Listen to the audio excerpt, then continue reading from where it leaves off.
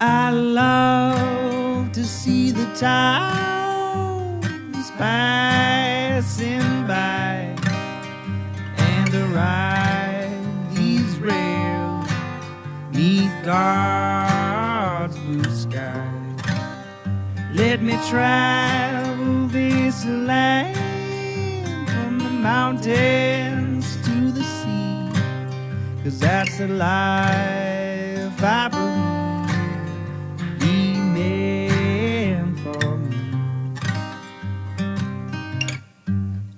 And when I'm gone and at my grave you stand, say God called home your rambling man.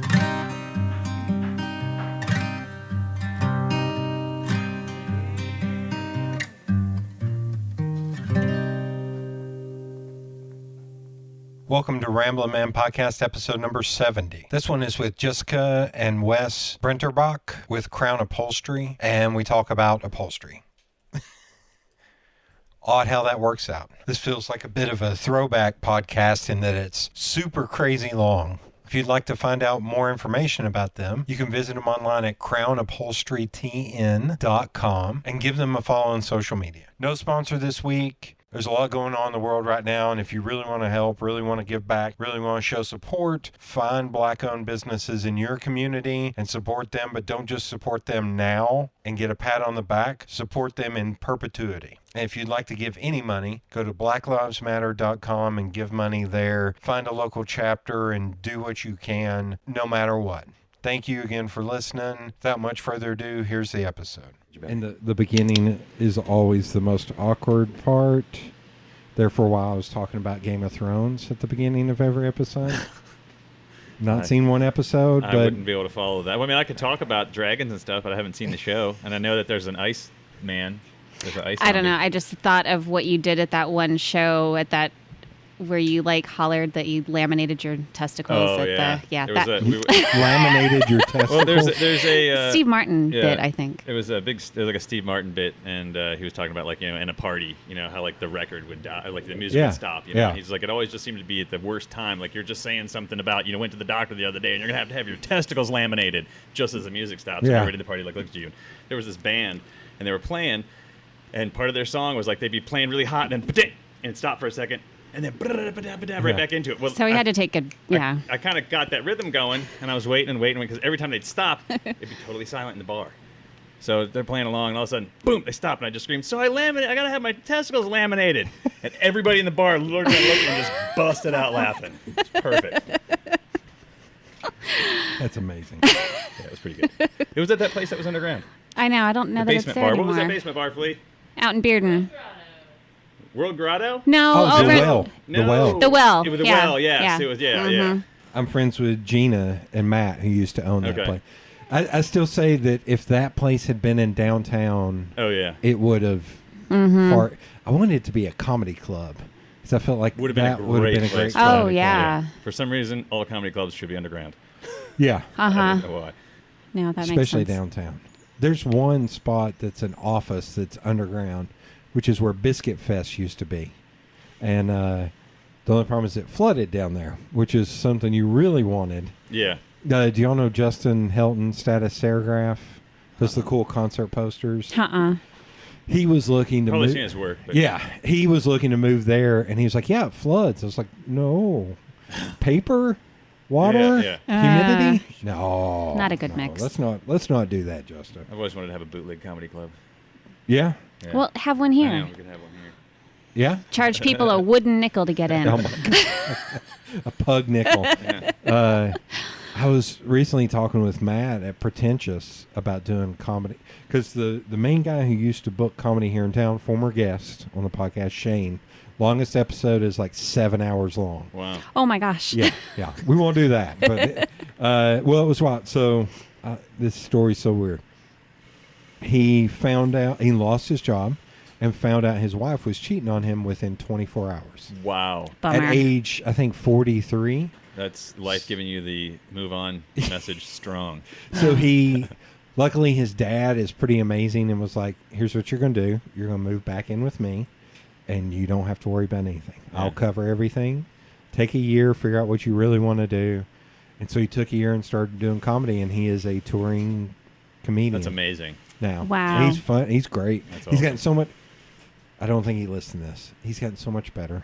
Yeah. I love him to death, but Yeah. the first year Well- or two, I was like, dude. Well, you got to would- you find would- yourself. I know. But I think Yeah. that would be something you'd want to hear as Oh, yeah. anybody doing anything is, oh man, you've gotten so much better. Mm-hmm. Great, Yeah. good. That's, Yeah. you know. I think the last time I saw him was a couple years back, and it was so good, and it just murdered. Yeah. But he is moved. He got married and moved to Crossville, and he was kind of the leader of the scene here in town. I was talking to Matt at Pretentious. It's like, can I book comedy shows here? He's like, we'll talk about it off mic. I was like, oh, okay. Yeah. So we talked about it off mic, and he was like, it's kind of hard because, you know, you got to comedy shows. They don't like having a break. He's Yeah. like, but as a business owner, you're selling beer. Yeah. I need a break Yeah. so I can sell beer. Yeah. See, that's why I wanted the BYOB bootleg comedy tour. So, Yeah. it was just like show up in little places. Of our goal was not to sell beer; it's just Yeah. to have comedy. 'Cause Yeah. big fan of comedy. Mm-hmm. Oh, okay. I've got a lot of friends and I've got a lot of connections in that. Do you know Billy Wayne Davis?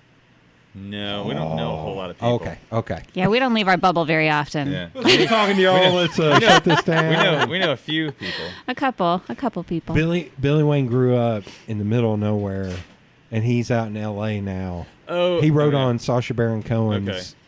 What Is America show. I might have heard. I think I might have heard of him. He performs around here. He comes back and performs at least 1 or 2 times a year. He's the absolute best. I saw him I was out in San Francisco and got to see him perform live. And he was standing outside talking to 2 guys who had brought him some plants, you know, some Sure. shrubbery, Yeah. Right. shrubbery Yeah. that they had grown. They'd come up from like Sacramento or something.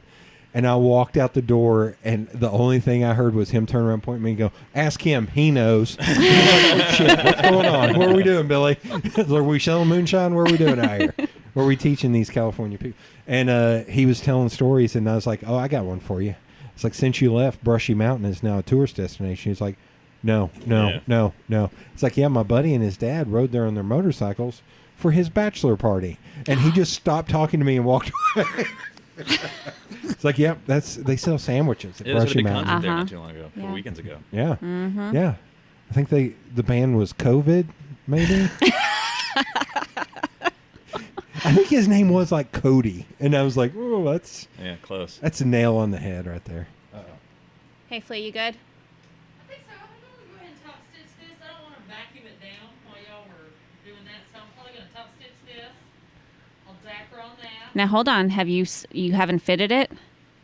No, I got you No, you got to do top stitch very, very, very last. Very, very, very last, especially on that one. You can't get it in there without the vacuum? Try. Okay. Try Yeah. folding it in half. Yeah, holler if you need help. She's been working with us now for 2 years.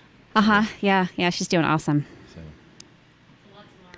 It is a lot to learn. I knew how to sew before I came here. Mm-hmm. So much Oh more. my God. Yeah, like we always say, we just hired Riley 2 weeks weeks ago. ago. And even bringing in anybody, like they always have like the Pinterest version of upholstery. And it's like, that's so not it. Like Yeah. nobody knows what we do. Well, Yeah. she Like- was even like, I don't know what to do because, what did she say? I've never worked anywhere where they ask me how long I'm going to be here today. Right, Like yeah. they always 'cause we're say, this is how long you're here today. Oh, And yeah. I was like, so what do you got going on today? Can you be here for a little while? You know, it's like, Yeah. Mhm. Can you get here at 9:30? Can you make it here by 9:30? Yeah, so- Yeah, and I think she's kind of digging Yeah. it so far. So, Yeah, it's. I it's, know Flea, it was it was her birthday yesterday, and we decided to close the shop in honor of her birthday, so Nice. she got the day off. Unusual but satisfying job I've ever had. There's no place that has hours like this, that's as project-based like this, that has management like this. Well, I Where's think it's- management? Where is it? when we started hiring people, I was like, we were just thinking about, how, like, what do I not like about work and like Yeah, working places? yeah. And I have always thought, anytime I've worked somewhere, it's pretty unreasonable to expect someone to be somewhere every day, like Yeah. Monday through Friday, 8 o'clock all the time. Yeah. Because who wakes up and has the same day, like every morning. You know what I'm saying? So it's like, to me, I think it's like, some people do. if I It's give just you- not if us. I give you like a 30-minute window, 45-minute window, Yeah. that's way more. Like I can deal with that. I can get up and I can be there between here and here. Yeah. But even the cable guy it gives you an 8-hour window.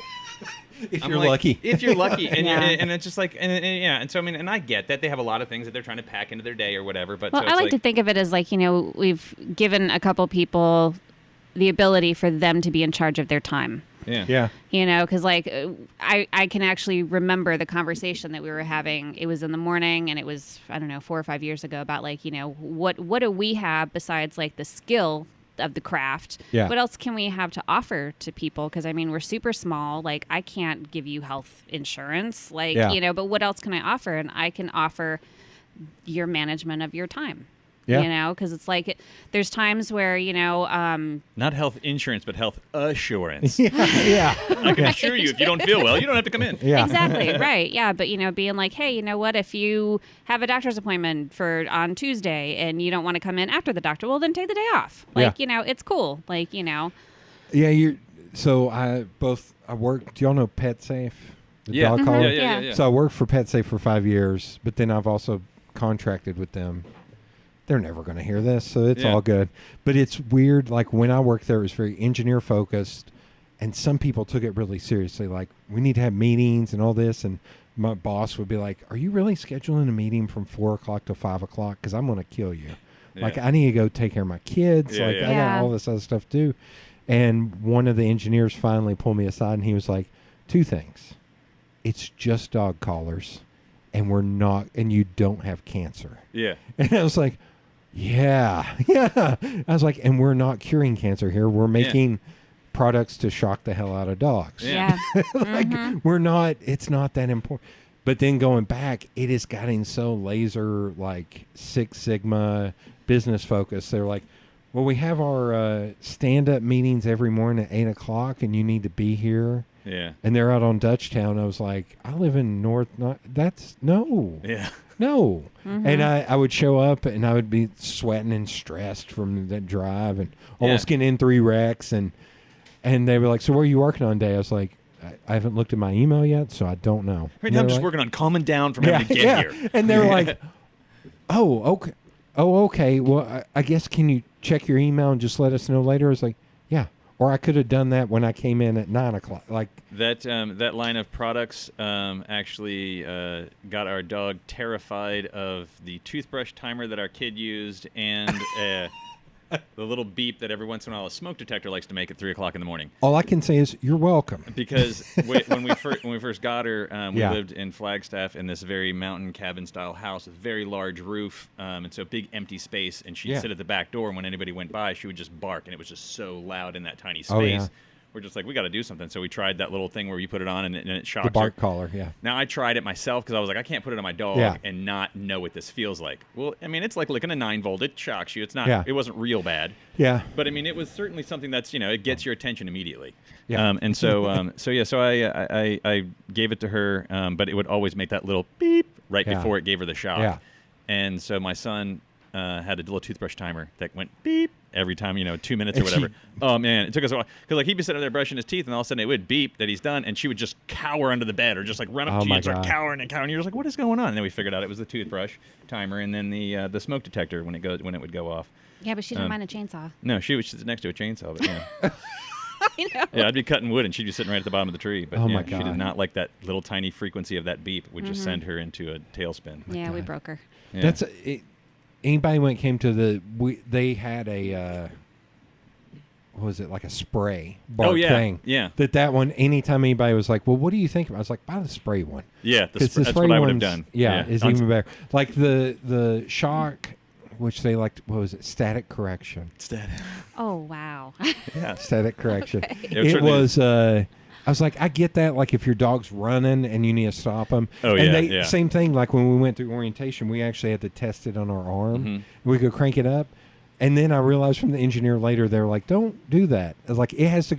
The reason why it is that strong is because it has to go through hair. Yeah. It never touches skin. Yeah. Like it's actually a Wow. lot less of an impact on the dog than you think. Yeah. And they're like, well, hell, they're down there on bare forearms. Like, Yeah, I put it on my neck and shook the hell out of myself. I mean, I was just like, oh my god. So The funniest was it's funny seeing where kids would put it on and dare kids to go. And I saw a kid do a backflip, and that was on YouTube. And I showed that to one like of the our invisible fence. yeah, and Okay. one of my VPs, and he was like, take that down. I was like, not how the internet works, brother. That's not how the internet works, brother. We don't take that. We can't take that down. That's just out there. You either got to lean into that, or you Right. got to just act like it Yeah, it's doesn't not exist. like it's filmed from your research Yes, facility. no. Right. No. I came up with an ad that got nixed so quick, which was we had invented this new wireless system. And what I want to do is the music from 2001: A Space Odyssey. That is Sparuka, however you pronounce Yeah. that. One of these days I'm going to learn. But I just want to do all these pan shots of the thing. It's like this, all the details. And then at the end, it's just a glory shot. And it says, the most advanced piece of technology to shock the shit out of your dog. Yeah. Yeah. And I barely got finished with that sentence, and the brand manager's like, no, what? No, why would we? That's like, because it would cause a stir, and Yeah. she's like, no. It would get you attention. In fact, never mention that again. I was like, okay, sorry. I'm just thinking out of the box. We man. had ordered a bunch of they're like little dog poop bags for the neighborhood, for Yeah. OLP, and I went back and forth with another lady in the neighborhood about like I can print something on it, like what do we what should okay, we get yeah. printed? And I was like, obviously I want OLP for the neighborhood on there, and I was like, I would love to have put OLP, pick up your shit, Nice. but yeah, it We didn't opted for the happen. family-friendly version. We opted for the family friendly, which is that one right there. I think it says keep it beautiful. Yeah, something like Yeah. Keep it beautiful. Mm-hmm. In. Okay, no, that's not Comic Sans. Thank God. I don't even Oh, remember what it was. I changed the bio on the business Instagram that says not about cash and checks. I actually give and put the poop emoji in there. I was like, anybody who follows me needs to understand that that's my level of intellect and humor. That's a good barometer. Okay, 2 years. Did you all work through like an apprenticeship? Is an apprenticeship a big thing in upholstery? Yes, Yeah. it actually is probably the most common way I think most people get into it is working Okay. for somebody else. I started working with her grandfather in the late 90s. I come from an automotive background. Okay. Big into just working on cars and all that stuff. Dropped out of high school twice. And started working in a garage. And after I lost the joy, the people stole that joy from me. Yeah. I mean, Yeah. just literally. I Yeah. mean, it just, yeah. So I still enjoy doing it. But yeah, so I got tired of that. Found her grandparents were doing upholstery. Had never really thought of it as anything that you wouldn't just do to cars. I didn't know that people did that to their houses or anything else. And so I went and worked with him for it was maybe about a year, a little over a year, I'm not sure, and then took some classes. He taught out at the community college and took some classes with him. Okay. Before that, Was that here or was that no, somewhere? that was in Glendale, Arizona, Phoenix, Arizona, Okay. just outside of Phoenix, Arizona. It's all Okay. the one giant blob now, but yeah, Phoenix, Arizona, and so that ended up us starting our own business, and In '99. in '99 we opened up our shop, and then we had we're fifth generation. Family owned, operated. Here we are. We pretty much had for the past 18 years. For about 18 years, we worked out of just basements and garages and all that other kind of stuff. Okay. Home based. Home based, and now we're a home based business. Now we're a business based home because we bought this building and live upstairs.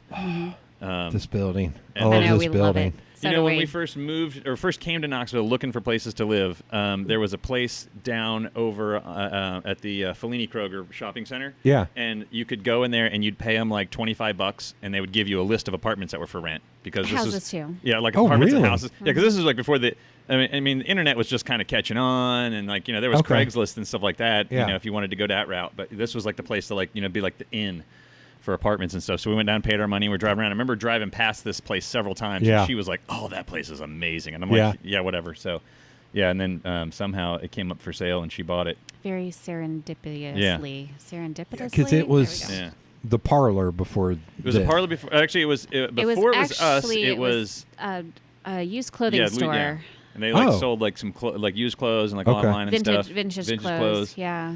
And 'Cause then it's been a few things. It was and then before it was the clothing store. Then it was the parlor. Before that, and then before the parlor, there is a few different things. I have heard that somebody said there was an antique shop down here for a while, which I don't know about. And then it's been many markets. Yeah. There was Lots the of Chickamauga market. There was like I think didn't the Buddy or Coop Scotty live in Scotty's or something like that. the It was called. Coop? Because the Coop was across. Do you all know Jackie's Dream? Yes. yeah. So where Jackie's Dream's at used to be the Coop, Right. but I swear I think the Coop started actually in the Visit Knoxville Center, moved here, and then moved there. It's That very it was like a little lunch possible. sandwich shop. Yeah, Yeah. possibly. It's been Yeah. a long time since I think that it's been any kind of like restaurant thing. Just from looking at the plumbing and stuff down below. Yeah.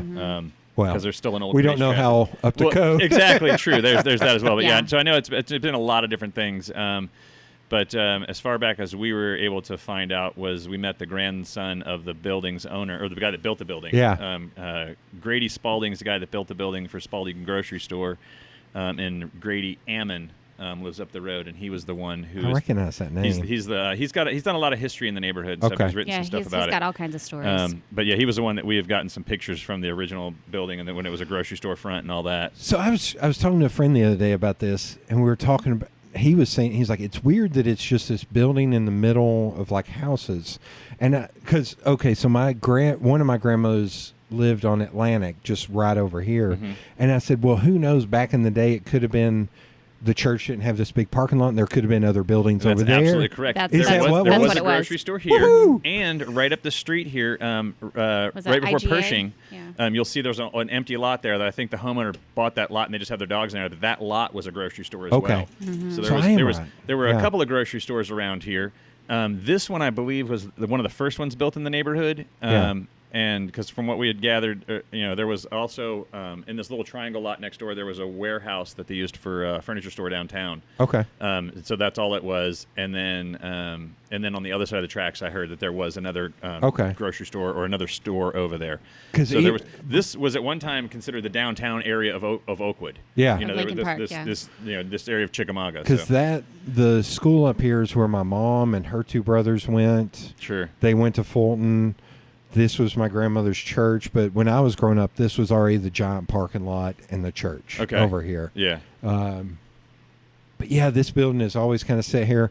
There's a cigar shop in Richmond, Virginia, that's one of the oldest cigar shops in the world, and it's like a 3-story version of this. Yeah. To where you go and buy the cigars and humidor on one level.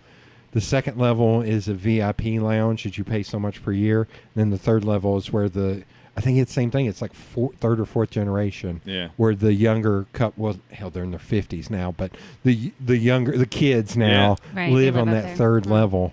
So anytime we drive by here, my buddy who used to go that one, he was like, I want to make that a cigar shop. I was like, yeah, but it would almost be more of like, for that, it would be harder because I feel like it'd be more of a destination.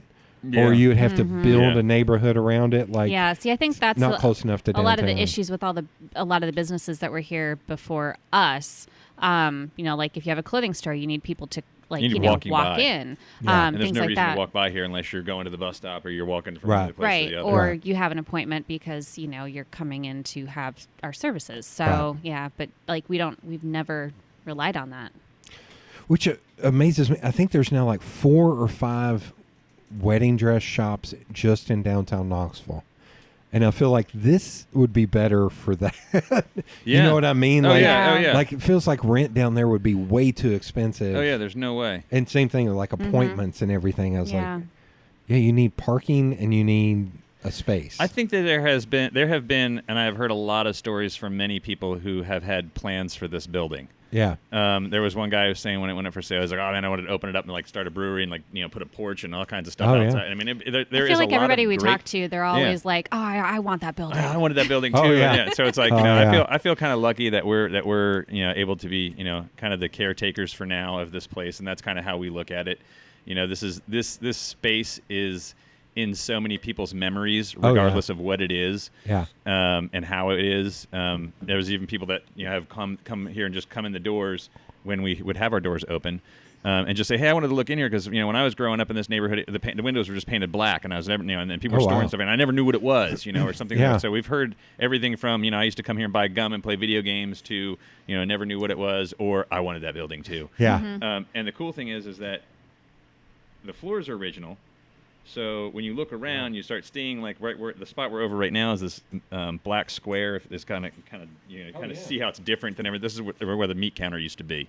Oh, okay. And so if you see the floor is real black over here, Yeah. this is where the butcher used to be. That's insane. And so that's just years of butchering right here. Up in the front, there's these big rings that are like grooves Kinda in like the floor. divots in the floor, Like right yeah. where those purple cushions are on the ground, there's a couple in front of there, but there's these grooves that are big discs worn into the floor, and that's from the old Coke machines just sitting up there for 4 years just vibrating. Crazy. Well, that's. So I just had lunch. Well, I went in there to buy and then left. At La Esperanza. Have y'all been to La Esperanza? It's next to Belmarsh Elementary, Washington Pike, and okay, Little no, we haven't Springs. been there. No, No, We'll have Most to- authentic Okay. Mexican food.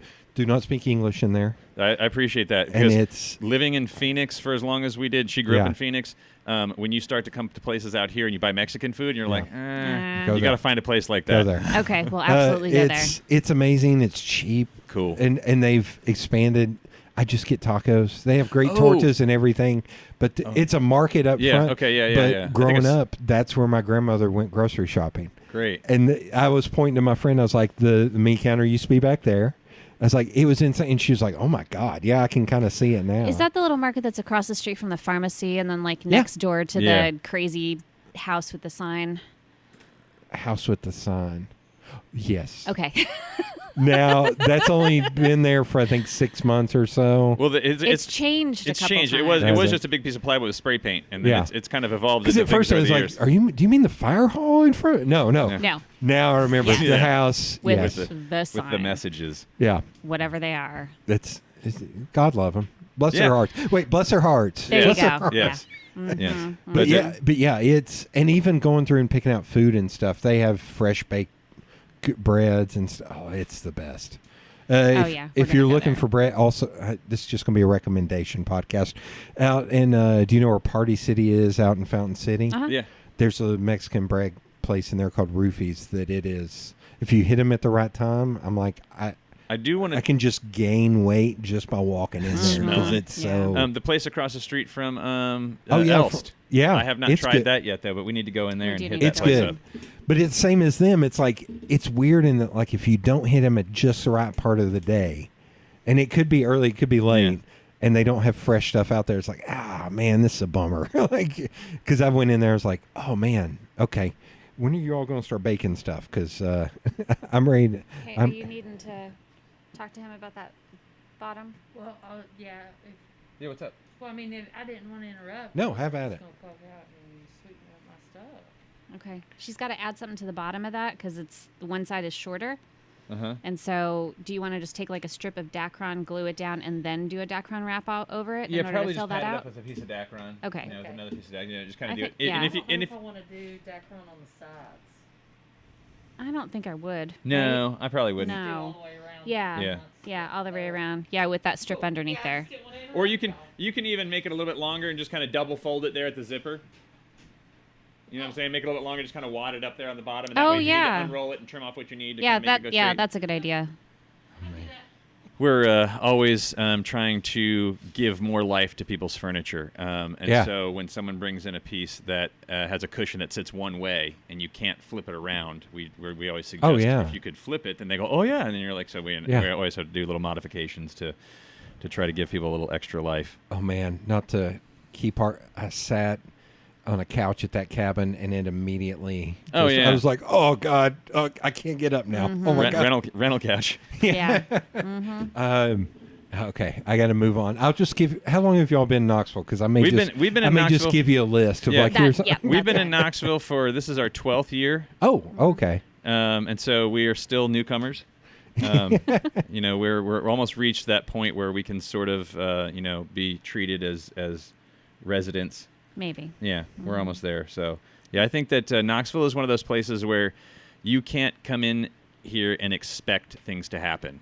No. You have to come in. You need to be a little humble. You need to, Yeah. I mean, it's Southern for sure. Yeah. It's very, modern and up to times, but there are certain aspects of it that if you come in and you're like, oh, this is what's happening, the town's going to be like, no, hang on a second. Right. That's not what happens here. It's not like a good It's old. very- It's not a good old boy network, but no. it's more of like we don't do things like that around I mean, here. it's very Yeah. welcoming. It's very, Yeah. it is a lovely place. But yeah, you can't come in here and tell it what you're going to do Yeah. Right. because it Which doesn't I react well think- to that. But I think that that's kind of one of the reasons why we love it. Yeah. Because Yeah. it's, it's its own thing, and nobody's going to come in and be like, oh, well, we're going to run things this way. Yeah, and I think we chose to land here because we've lived in a lot of different cities. I grew up in Baltimore, or right outside of Baltimore. She grew up in Phoenix. We've lived in Minneapolis. So we've been around the country and spent times in different Yeah. places and traveling. And as far as it isn't.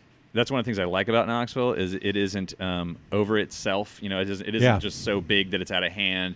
It doesn't have this big attitude about itself. It is kind of this humble place. Yeah. But there's enough here for everybody to your resources. I mean, everything that you need is right here. It doesn't freeze. It doesn't burn in the summer. It doesn't freeze in the winter. It doesn't. There's lots of stuff to do year round. Yeah. And it's a cheap place We, to live. As far we as also County have County. 4 seasons. Yeah, 4 very distinct Right. seasons, Yeah. and sometimes you get one in the middle of the other when you're not expecting it. Yeah. You're like, I thought it was wintertime, and now we're having summer, and so you're like, you I do love have 4 it. distinct I love seasons. the schizophrenic weather here. Yeah. It's my favorite. Still, the best was I went to Memphis. I came back on Monday night. It was pouring rain, and it was like 50 degrees. Tuesday night, this was in March, 6 or 7 years ago. Tuesday night was 3 degrees. Wednesday night it was 70 degrees, and I was out mowing my yard. Yeah. And I'd gotten fussed at by my neighbors for not mowing my yard while I was gone for like a week and a half. I was like, it's because it rained and was sunny, and everything grew in that week that I was gone. But it was just like, okay, 53, Yeah. 70. Something, and it's March. Yeah. Why is it 70 in March? And Yeah. why am I mowing my yard in March? Yeah, that's one of those things where there's just times of the year where I'll refuse to mow.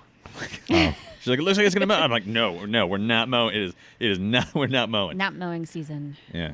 I But, call that any month of the year. And I my know, you neighbors have to. don't like it. Yeah, you could. I mean, literally living here. Yeah, at any month of the year, you could have to get out and mow. Yeah. So it's another one of the things that I like about living here is that it is very much like us. It's very unpredictable. So what made you all choose Knoxville? Had you visited or anything before? Yeah, my dad and stepmom and brother and sister moved here. What do we figure? 30-some years ago. 33 years ago, something like that. So I had always come out in the summers, spent, a Yeah. lot of summers here. Actually went to West High School for a second. Okay. So yeah, we were living in northern Arizona, and things were getting really expensive there, living in a kind of a mountain resort town. And didn't like the schools and Yeah, all things that were fun coming stuff, back from and- the last big housing crash. Right. And Okay. in that part of the country, things took off God. it was just insane what was happening to the real estate market, and we were just like, well, we're never going to be able to live here. Right. And also, I was when I first moved out there, water was always a concern for me. Oh, yeah. And the more I lived there, the more I realized that these people aren't paying attention to what's happening with the water. Yeah. And I needed to go. I wanted to go somewhere where there would be more, like water falls from the sky a little more regularly, and everything out there is captured water. That entire part of the country Wow. lives off of water that's retained in little ponds and dams and Reservoirs. reservoirs all over the place. This was years ago when somebody was talking about solar panels. Yeah. And they're like, why do we not just blanket like Arizona, New Mexico, Nevada, Right. all those with just solar panels to take care of California or something? Like it. Well, they Yeah. would pump their power out here, and we could pump our water out there. Yeah. Mm-hmm. But because it's like, yeah, it was an interesting juxtaposition where you see a place that's that's starving for water, Yeah. and then you have places out here that are underwater. Yeah. But yeah, that was one of the reasons why I didn't want to stay out there was because it was getting very expensive, Right. and just resources to me looked like they were just not really utilized Right. well. Yeah, The few times that it would rain, you'd see like sprinkler systems still going off Right. because they were just on timers, and Yeah. it didn't matter what was going on. Yeah, how- so I think like it was like a spring break. Yeah, we came out here for We spring break one rented year. a car and drove, 2 of us and our son, and drove out here and kind of sort of looked around at houses, and we're like, Oh, looked at a how are utility we- bill? and just laughed. Yeah. I was like, oh my gosh, this is all it, I mean, because it was insanely cheap. And we started looking at the cost of living out here, and we're like, how can we not move out here? It would be stupid not to live Yeah. here. And so, so we went back and put the house on the market and sold that in a day. Sold that to the actual, got up, my neighbor across the street he had properties in town, he had rentals and stuff, so I borrowed a sign from him, so just made my own for sale sign, because I thought we'll try it on our own, because the market was so hot, why pay somebody else to do it right now? So I literally made the sign. The next morning I went out and hammered it into the ground at 7:30 in the morning, came back into the house, and by the time I had poured myself a cup of coffee, the phone rang, and those people bought the house.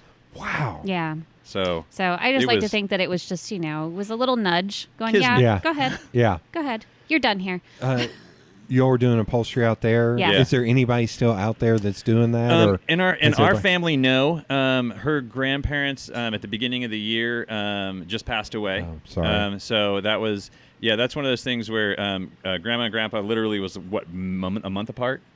Almost 3 weeks. They died 3 3 weeks. weeks apart. 3 weeks apart. So they were married for 68 68 60 years, years, 72 yeah. years. Wow. I don't remember. I I don't think remember the it's exact 68 date, but years. just ridiculously long Yeah. time. And then they basically did the same thing we're doing. That's why, like, when I saw them doing it, I was like, here's two people making a living for themselves. Oh, yeah. Working out of their home, basically severing just kind of just whatever they don't want to deal with from society, just kind of just Yeah. just doing away with it and just really funneling things down to what's important in their life. Yeah. And I was just like, wow, if they did that, I could do that. And here we are doing it. You know, I Yeah. mean, we were able to, make a living for ourselves, and now we're able to hire. We were, up until 2 weeks ago, Knoxville's smallest employer. And now we're... No, I got you beat there. now But we only had one employee. I don't even pay myself. So We've never paid ourselves. Yeah, we don't. But yeah, so I mean, so we had the one employee for a while, and then now we're able to have another employee, which is pretty fantastic. I feel great about being able to not only provide for us, but to like be able to kind of spread that out a little bit. doing something that's not sitting behind a desk. Exactly. Right. I've never been one. I'm not a good team player because when somebody is slacking on the team, that really gets me. Yeah. And I grew up with a military dad, and there was never, like, if someone's paying you for your time, there's not a thing called there's no downtime. Yeah. There's a broom. There's always something that needs to get done. Yeah. Something always needs to get done. And so I kind of like to surround myself with that. Not that I'm a workaholic, obviously. I mean, there's plenty of stuff around here that needs to get done. But I think hard work doesn't necessarily mean workaholic. all the time. Yeah. Yeah. Yeah. Somebody the other day Yeah, said just 'cause said this to me that I was like, this needs to be on a banner or something. He said, I feel like if you work for yourself or you're self-employed or you are a freelancer, it's either working 100 hours a week or it's a vacation. Yeah. And I was Right. like, that is so unbelievably accurate. Like, Yeah, and we try to find that balance, and it ends up being what I really enjoy about our particular setup is I am not required to 9 to 5. Right. You know, I may wake up and she wants to get up and do yoga. I want to go out and do the garden. Flea calls us and says, "Hey, something's happened, and I'm going to be late today." Nothing. The wheels aren't falling off. Yeah. Nobody's dying. We don't have cancer. We're not curing cancer. yeah, Right. yeah. We've actually said that many times. Like, we're not doctors. We don't have patients No. waiting on us. No. And very few times, earlier this week we had to do some beds for the plasma center. Obviously, it's something we got to pick up and deliver and have it done right Yeah. away, and we're capable of doing that when needed. But yeah, just kind of being able to have your own schedule, your own time, and be your own, sort of in control of your own day, even though we don't really have control over our day. We like to You think like to that think we that do. you do. Yeah. We stopped using plan a long time ago. We used the word idea. What's your idea for today? Right. Mm-hmm. Oh, I've gotten down to wake up in the morning and be like, okay, what's one thing? If I can get this one thing accomplished, then it's good. And today I did that. You- And Yeah, sometimes he- it's just replying to emails. Like that's it. I don't know where your phone is. Yeah, Wes had. We have some photos from. Is it Grady? Is his name Grady? Yeah. We have some photos that Grady brought from, like Yeah. an old picture of the front of the building and a couple other from the back and a couple other one, just from his family that, used to live here. So the one out front is, what was it? It was a girl on a bike and then a little boy and a man just kind of standing out there. And he's like, well, we have to recreate this. So last year we recreated that one out front. Well, we have two old cats right now, and so he's like, we need to recreate this other one, which is out back before the cats die. Because And we literally found out a couple months ago that one of our cats has kidney failure, Yep. and so we have Oh. 3 times a day, or 3 times every 3 days, we have to give her subcutaneous fluid. So you put a little injection in her, Ooh. and like we drip an IV and all that. And luckily, then- she did body piercing for a while, so she can handle Yeah, that. so that's fine. So then Monday, my other cat wasn't feeling good. Took him to the vet and found out that he is also in kidney failure. So now we Oh my have God. 2 cats that now get IV. It's a geriatric So that was cat one, hospital that was the one up picture there. there, and then here is our recreation. Nice. That's awesome. And then we just did this one today. Yeah, Let's but that see. was his one thing. He said the one thing I want to do today is I want to get that picture taken. I Yeah. was like, okay, we'll make it happen. Yeah. So where? Oh, And it went fairly smooth. So here is the. Is it on your phone or my phone? Yeah, I just have to. They're just divided up between different albums, so I just have to find the original picture and post it together with that real quick. But yeah, so we did the cat picture out there, and we have a couple other ones that I want to kind of do, but I'll organize them here in a second. Just need to see the picture. I know. Well, I couldn't. Oh, that's always on my work list is like feral giant social media. It's just like constant. And even from there, my list is at the house, but it's like drop downs of like, okay, you need to do this, you need to do this, you need to do this. One of the ideas I had was for Throwback Thursdays was I want to go back to every place I worked and take a photo of where I used to work. And then tell the story about like how I got that job, what it was like working at that job. That would be really and then cool. going back to there's one I want to go to, but I don't think that they'll let me in. Is the first thing I ever got paid to do was to rake leaves around a pool at a house on Edgewood. That Oh, my like at a grandfa- house. At a house. That my grandfather had to come down and show me how to rake leaves because I was like 9. And he would always adorable. he would always just mow over the leaves. Like, he was like, I'm not going to rake leaves. I got a lawnmower. What am I doing? And same thing with my dad. So it was like, he was like, oh yeah, it's just down here. I think first of all, my grandma was like, you're going to go with him to make sure he doesn't get kidnapped. Right.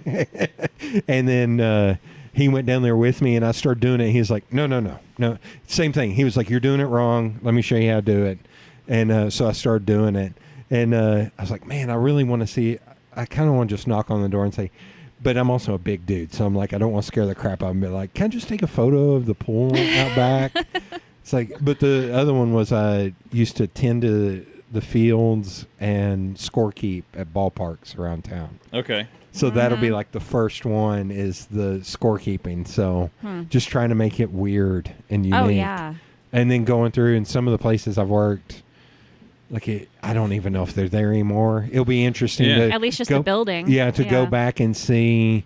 One of them was in like a warehouse district around Middlebrook Pike, where I'm like, I think I know where it's Yeah. at back there. I went to when I went back home one time to Happy Grace, Maryland. Took her to one of my first jobs, like in a real place where like I Yeah. had like employment, not like mowing lawns and stuff. And it was a liquor store, and I worked stocking. Or when I first started there, I worked in the little glass booth in the gas station pull-in thing. Oh, yeah. And I actually worked the full service. And we had the credit card thing where you put the credit card in and Yeah. and you'd check their oil and tire pressure and Yeah. all that stuff. I was the jerk. You were the Oh, I was even thinking of Back to the Future. So, yeah. So Yeah. and then I moved to the inside, stocking the beer cooler and stuff like that, which was amazing because you know that if you accidentally knock over a 6-pack of beer, you just sweep it up and throw the whole thing away. Even if they all don't break, some of them end up going in your shirt sleeve, and you just take them home. I was like, It's amazing how that works. Yeah. And weren't you like 16? Oh, wait, I was. I started the job at 16. Yeah, I was not. Oh, no. You could not do that now. No. They just put a 16-year-old kid in charge of the beer cooler, Right. Oh, yeah. That's and then just said, if you have any accidents, just sweep it up and throw it in the dumpster. I'm like, That's much. So over on Western Avenue, there used to be this field where there was just a shed in the middle of the field. And my dad said when they were in high school, you would just drive out there in the middle of the night, hoping you were up next to it, and then all of a sudden a window would open. And be like, "What will you boys want?" And be like, "Some Jack Daniels and a case of beer." And they're like, "Okay," and close it. And then they open it back up, and they'd be like, "That'd be $12," and they'd hand him $12, and they would give it I just love out in the that. middle of nowhere. And he was just like, "Oh yeah." He was like, the weird part was trying to find the shed at 1 a.m. when you probably had a couple beers. Yeah. Just being like, No "Let's not- headlights." Don't run over the shed. Don't run over the shed. Don't run over the shed. here's the cat. Oops, now I got to turn everything on here. Oh my God. I can do this. That's the original. Nice. I should ask my mom, because she just grew up over there, what Yeah. this used to be Yeah, when I she love was a kid. That's one of our favorite things is listening to people. And unfortunately, we can't have our doors open like we used to have them open. Yeah. But yeah, people just literally popping in and going, "Oh man, I used to come here and play video games." It after. used to be this right here. Yeah. Or like, yeah. I think I remember when I was growing up and running around here, it was maybe an antique shop, but it was one of those that was never open. Right. Yeah. And it was just stuff crammed all the way up in Yeah. the window. Because I don't remember much of. Yeah, because we've heard people tell us, Anything. "Oh man, we used to come in here. There used to be a video game or pinball machine here, and we'd come in here and buy some gum or whatever Yeah. and play that, when we came home from school or something." And It is. I'm glad this place is being used correctly. It's amazing how many times you drive around and you see buildings. You're like, why can't that be something? there is one Yeah. right now on the corner of where was it on the way over to? Is it Prosser and Magnolia? Prosser. Yeah. Okay. Prosser. And we were sitting there going At the kind of light, yeah. southbound, and it's a 3-story brick building. Yes, Right there. I know exactly what you're beautiful. talking And I just about. look at that building and I Yeah. go, "That is amazing," If you Underutilized. really want to find, there's one. It was a sandwich shop for a while. It's over in Mechanicsville, and it's this big glorious Oh, building. yes. That's across Yeah. from the fire Mhm. hall. Yep. And yep. it was a sandwich shop for like a year. Mhm. And I remember going in there and ordering a pimento cheese sandwich, and it took an hour and 15 minutes to get my pimento cheese sandwich. Okay. Like, it was that kind of place. But it's called something like Something Fifth Huh. or something like that. And they even, when Rhythm and Blooms was first happening, there was a company or this group out of Nashville that shot music videos in weird locations. True. And they used it to shoot a bunch of stuff. I'm sure I can find on YouTube where like the Everybody Fields or Dawes or some bigger band would play in there. Trying to keep it from peeling. Yeah. Yeah, this is a material that is rife in the furniture market right now. Is this stuff that after a little bit of time it just starts to peel off. Oh my God. Yeah, and a lot of times people think that they have bought leather, and it's like, It's, no. Oh. it's processed on doesn't machines near leather. Like it's processed on a facility Essence that of leather. Right. Mm-hmm. it was made near leather. Yeah, but it gets everywhere. So I was sitting on it, and I just realized I was probably covered in little red flakes. So Y'all have been here 12 years. Have you mainly stayed in this part of town, or have you Yeah. bounced around? we were in Fountain City. Oh, okay. Yeah, for the Okay. first 10 years. Yeah, about And a then- mile and a quarter from here. Just on the other and side you of were the just Shutter working Bridge. out of your house at that point. Yeah, we had a garage. Yeah. When we first came here, we were just off of Cedar Avenue. Okay. Cedar Lane. Cedar Lane, sorry, Yeah. Cedar Yeah. Lane. And That's then okay.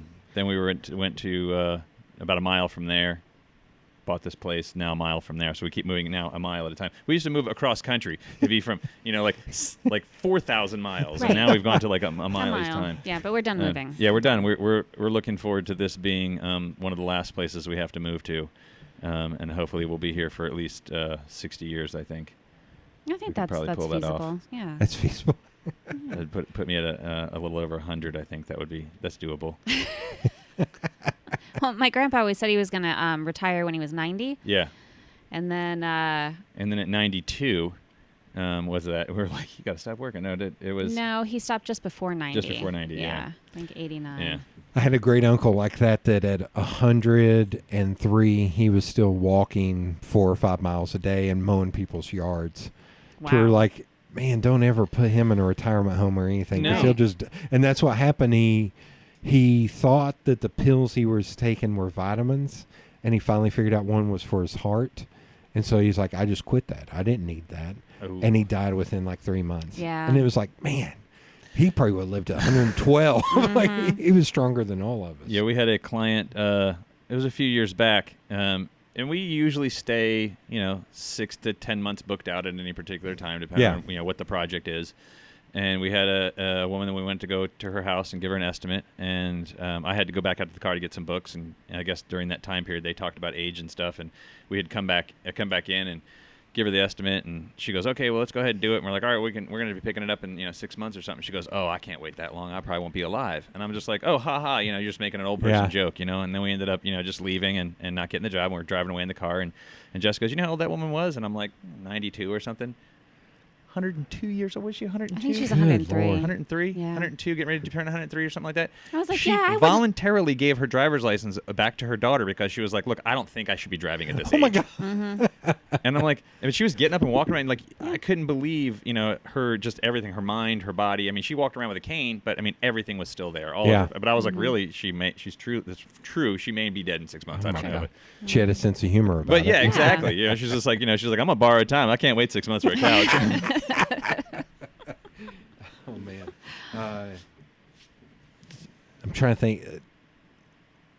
Are you all the only ones in the family that still do this? Yes. Coming down the line, Mm-hmm. or Yeah. were there a lot of kids or Nope. no? Yeah, there were. It started. We were able to trace it back to a picture that we found. A woman named Minnie Maynard, and that was in She would be my great-great-grandmother. in Wow. the. We were guessing probably in the 1870 range was probably when that Good night. photograph was taken. The late 1800s, somewhere in that time range. And then, And she did it. yeah, she did it. And Window that's covering, soft furnishing, stuff like that. and that's as far as we were able to go back so far. And then her great grandmother.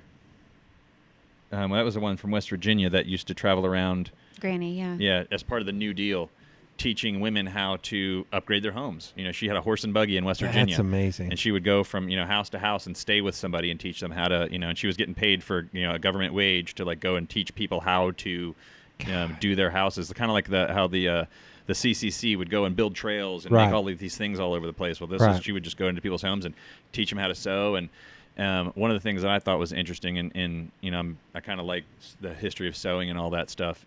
Singer, I believe it was the first company to offer credit to women Really? because they could take a sewing class and then they'd need a sewing machine.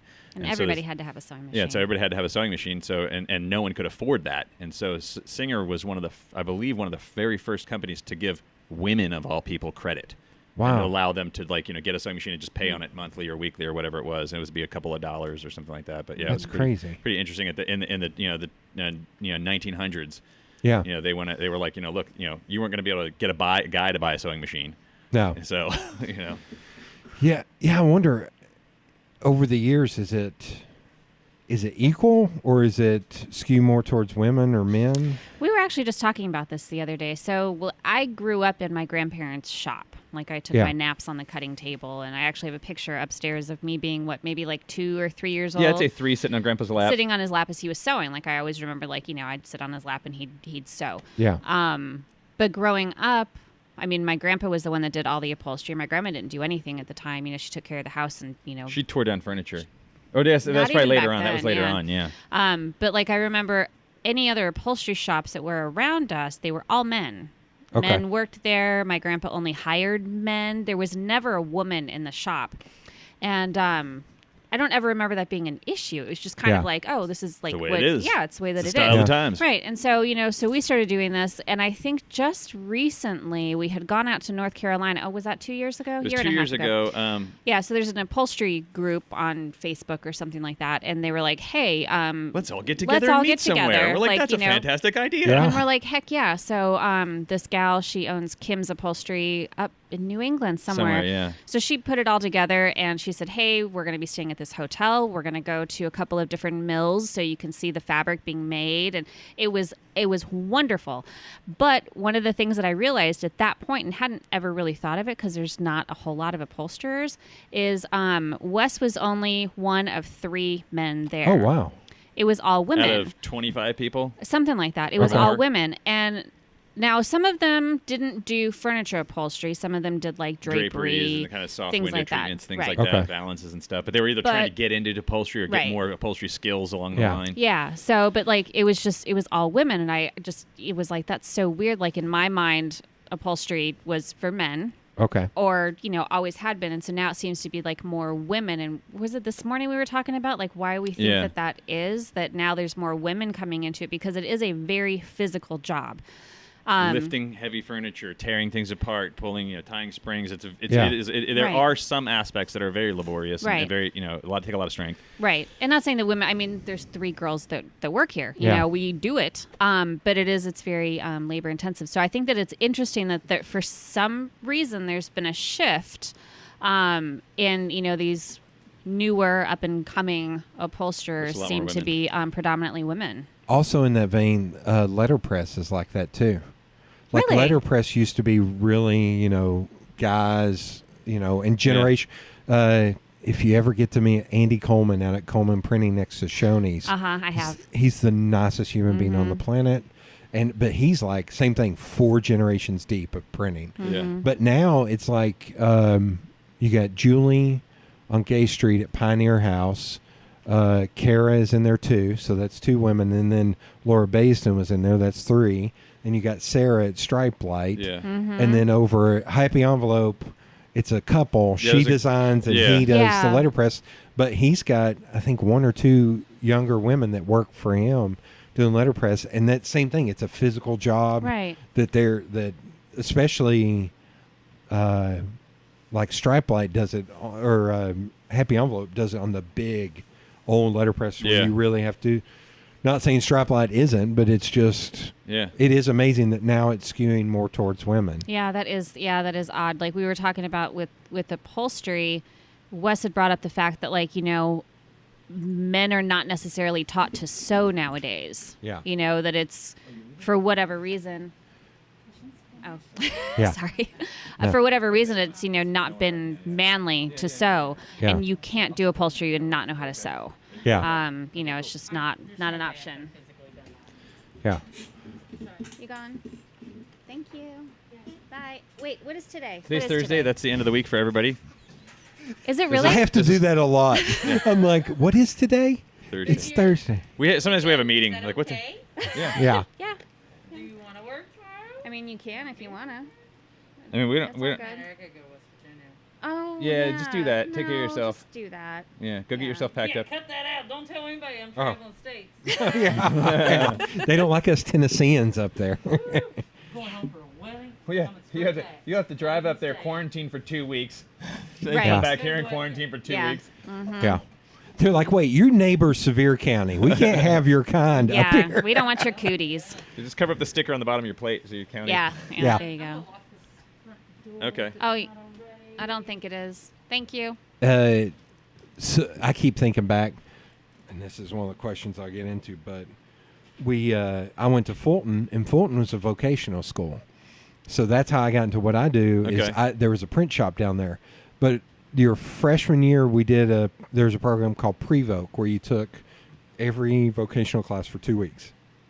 So it was print shop, upholstery, woodworking, electrical, auto mechanics, drafting, TV production, radio. Nice. It was all that stuff.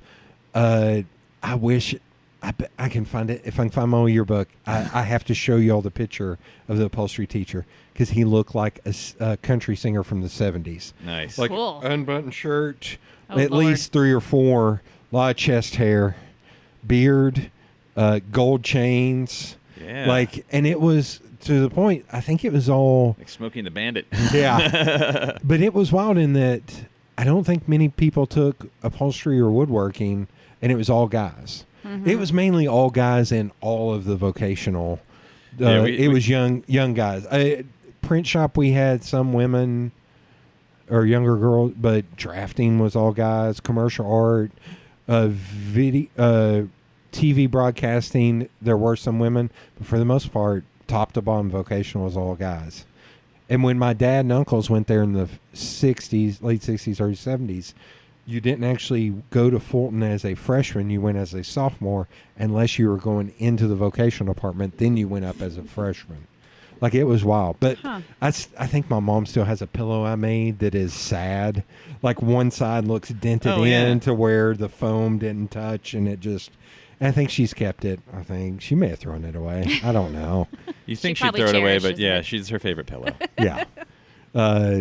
But yeah, it was wild. You were saying that it's like, yeah, it was all guys down in the, but it was great They got rid of, I think, all of it up there, which is a shame. Yeah, it because was. We had a Voc Tech Yeah. school where I grew up, and that was kind of like your last chance. It was Where the like bad where all kids went. where the bad kids went, and the pregnant. Yeah. If you got pregnant as a girl, you got to attend the vocational school. If you were a guy that cosmetology. I There you forgot go. cosmetology. Yeah. But it was also like work study too, where like as a junior, Yeah. if you were able to drive, you could go work in the afternoon. Oh yeah, because then Yeah. those kids were going to college. No. And so they were like, we need to get them into the workforce ASAP. Yeah. Well, it's just like, one of the things that I don't even know. I mean, it's such a big question how to introduce upholstery to like the younger kids. Yeah. Well, Because it's And like and also show them that it's work. It's Right. not Pinterest. Yes. It's not Pinterest. Right. It's yeah, work. and it's not HGTV. You don't like cover your couch in the weekend and the whole room's ready to go. You don't have a budget of $400,000 Right. to reupholster know, one couch. I have I think always some of our clients do though. yeah. yeah. Oh, awesome. Being a person that did not go to college, took some community college class for automotive and stuff, so that way I could have something when I went Yeah. to go apply for a job that actually looked legitimate, besides Yeah. just dropping out of high school twice. It was not very attractive on the resume. And so I took some of the. But I've always wanted to. My dream when we got this place, I really didn't know how it was going to materialize. But now that we've gotten this place, it has certainly gotten more. The picture has become more clear. Is next door here to do a one-story building, the same exact kind of footprint as this is, Yeah. but just kind of continue. Even if I don't know if it would be possible at the city, but because this is built really right on the sidewalk. Oh, yeah. And they've- so, yeah. I might Yeah, have so to there's no recess setback. it back a little bit, but to try to keep that same facade, that same building facade, one-story building right over Yeah. there, that would be able to be a classroom, that would be able Yeah. to be some kids from Fulton that want to have a job for the summer, Yeah. or something like that, just to even have them come in to just see what it is, because Yeah. I didn't know that I liked it until I Right. did it. And so it's one of those things where until you kind of start doing it, people find out really quickly. People will contact us and say, or a friend of ours go, man, I really wanted to learn how to do this. And we're like, great, come on in and start tearing a sofa down. Yeah. And within the first couple hours, they go, I don't want to do this. Yeah. Right. And we're like, that's cool. Go back. You to gave it a shot. But yeah, exactly. I mean, it's just because a lot of people don't realize what the nitty gritty of it Yeah. is, and they think it's not just picking out fabrics and then you're just gonna just wave your fabric over the chair and it just lands on it and Yeah. you just put a couple staples and it's done. And so some Instagram trickery right yeah, there. yeah. Right. And so so you have this these people that a large portion of the population that just doesn't really know exactly what it is. They understand that it's putting fabric on there, but other than that, that's all they know. And so my dream would be to have a place like that, that would be enough space for us to have somebody to come in and work on a project and leave it sitting there uncompleted, or Yeah. or to have them In like a classroom setting sort of thing. Yeah, in a classroom kind of setting in that kind of space. Obviously this space isn't big enough conducive for us to be working in here and doing that, but that's kind of what my pipe dream sort of vision is that someone will hear this and say, I've got a bunch of money that Yeah. I want to throw at that. But it's that's kind of what I've always thought it would be, because you can't you're not going to have people that we've been trying to hire someone since we bought this building. Who knows Okay. how to We've been upholster. actively pursuing upholsterers for 2 years. Yeah. And we've got we had one that came here and it didn't really work out, and since then we've just been trying to make our own. Yeah. We brought it Felicia in here and we hired her and we've trained, and now we have another shop assistant. And even when we hired the newest girl, we decided that we were not going to base it off of their interest of this craft, because we needed a shop assistant. We needed someone to come in here and do all of the Right. wheel greasing and trash Right. maintenance and all of these other things. And if they happen to look at this and go, oh, I want to learn more about that, that would be great. But yeah, it's hard to find anybody that really is skilled. My thought of it was always like, if you're good enough to work for me, you probably should have your own shop. You probably do have your own shop. And if you're not good enough to work for me, Yeah. then I don't See, want and you- I'm always holding out for the unicorn, because I kind of disagree with that. I feel like there are some people, and we know some people, Yeah. who don't want to run a business. Exactly. Right. Because not only do we do this craft, we have inventory, we have supplies, we have payroll, we have, there's a lot to running a business. Besides what we actually create and get sent out the door. So I think that there's a lot of people who Yeah. are like, you know what, I'm not interested in that part of it. I just want to be able to come in, do the 2 chairs that I have figured I'm going to do this week or whatever, and then Yeah. go That's home. me. That's me. I could not do the business part of it. There would be no way. we are literally like separated.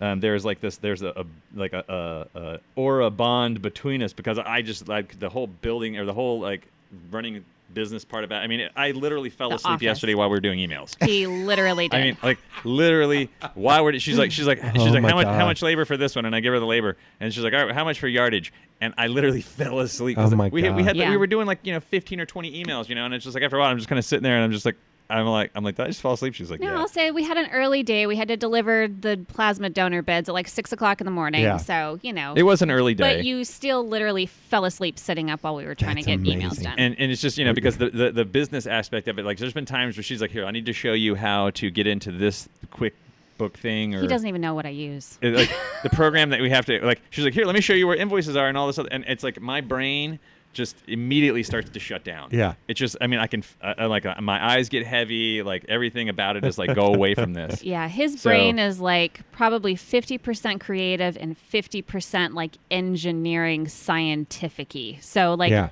there's no kind of, I don't know, is it a type A personality that's good at like the I don't bookkeeping? know. I don't know. So there is zero of that in Wes. No. 0%. no- So luckily I am fairly good at that, as far as like the Yeah. accounting portion of it and the We've invoicing. paid our and- taxes for the past 20 years, and we have not. Yeah. we had all all of our bills have been paid, and all of those things have been maintained. Yeah. Which so we work well together. yeah.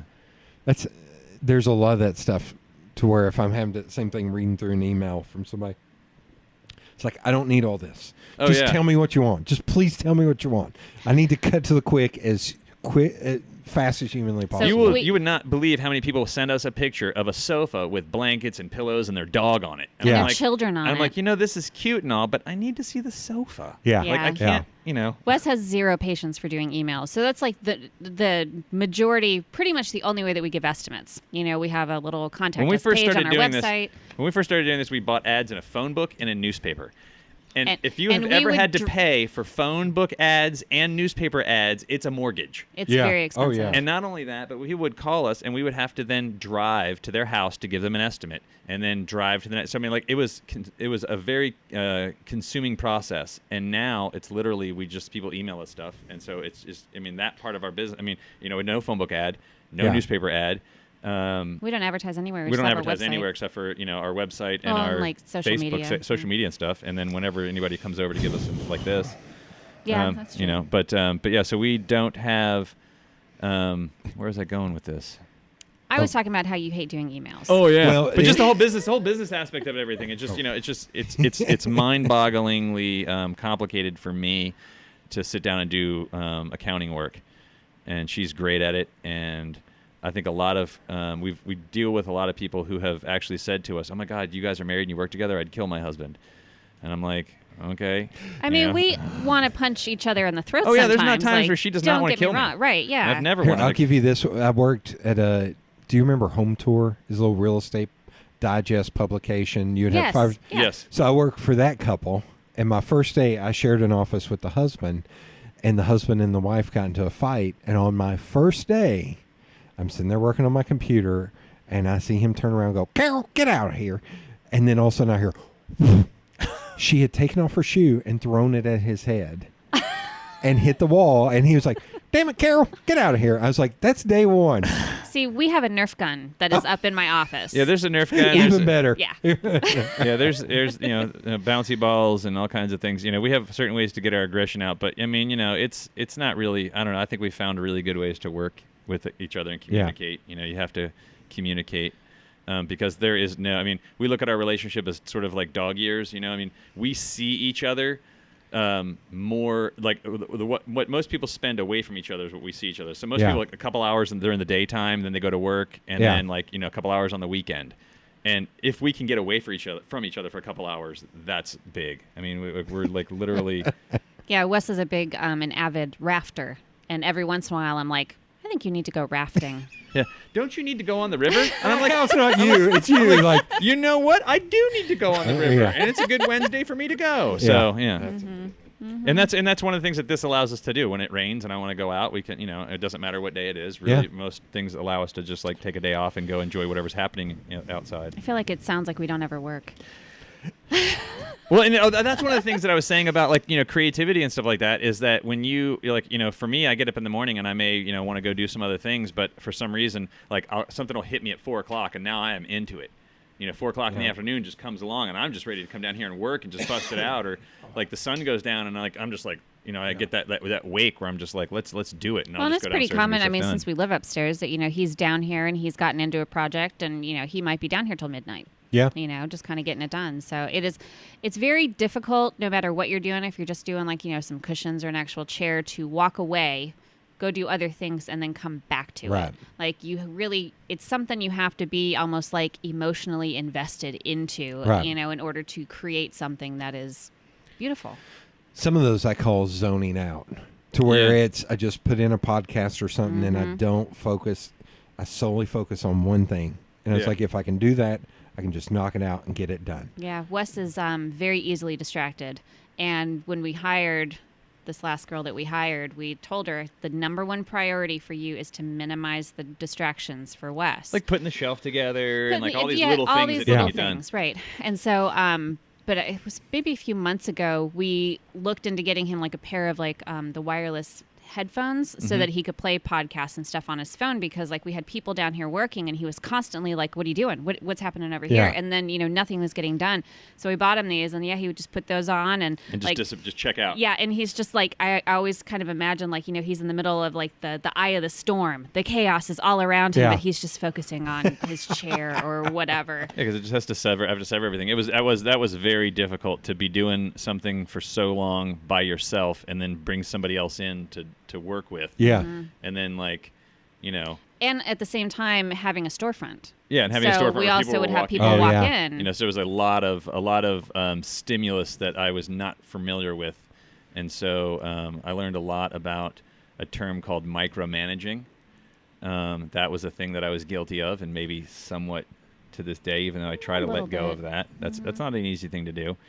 But and all of that, just kind of letting all of those external stimulus kind of go away and be able to focus on a project, which is why coming in here at 5 o'clock in the evening or 8 o'clock at night when everything is off and the curtains are pulled, one of the first things we did when we moved in here was built this curtain that goes right, this little stage curtain right across the front. So because at night, it's in the daytime, you can't, the way the windows are, it reflects off of it, you can't see that people are in here. So we always have people looking in, and all that. And at nighttime, it's a fishbowl. Yeah. So, we got to pull the curtains and just get to work. And there's times where we do overnighters. Yeah.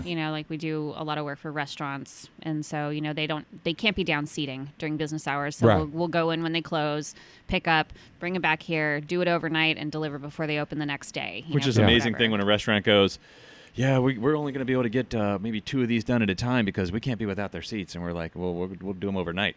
Really? Yeah. We're like, yeah. Well, that's amazing. Yeah. Yes, let's do all 8 of them. We're like, okay. Yeah, I mean, I kind of don't even like the term customer service. I've always thought that, we try to figure out what our clients' needs are. Right. Whether it's a commercial or residential, And how it we doesn't can make matter. that happen. And how we can make that happen for them. There's, I think it was, I don't remember how many years ago. We'll say blank years ago, we had, I think it was a couch and a love seat. And we had picked it up around Thanksgiving or something like that. And they said, well, we have people in town for Christmas. They're coming in Christmas Day. We have to, we're holding family Christmas. And we're like, okay, we'll get it back to you before Christmas. Christmas Eve, we were at their house delivering. Oh my God. Well, So that's what it is, or Yeah. doing, doctor's offices. We do a little work for doctor's offices. So we'll pick up Friday afternoon after they see their last patient and get it back to them Monday morning before they start, or we do some church pews, St. Mark's Church. But, right as the coronavirus was hitting, they were like, hey, we're not doing services anymore. And we're like, great, now's a great time for us to come in and do your pews. Get everything all caught up. Yeah, so we did, a ton of pews there, and we were actually able to work a little bit on premise, which made it a little bit easier for us because nobody was there. Yeah. So It's, and it's wild that I think about that a lot of being able to set your own hours, not having to check out every night at 5 o'clock.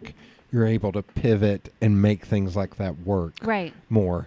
That if you were working for a company, it would be like, oh no, we can't we leave at 5 o'clock. Right. Yeah, Yeah.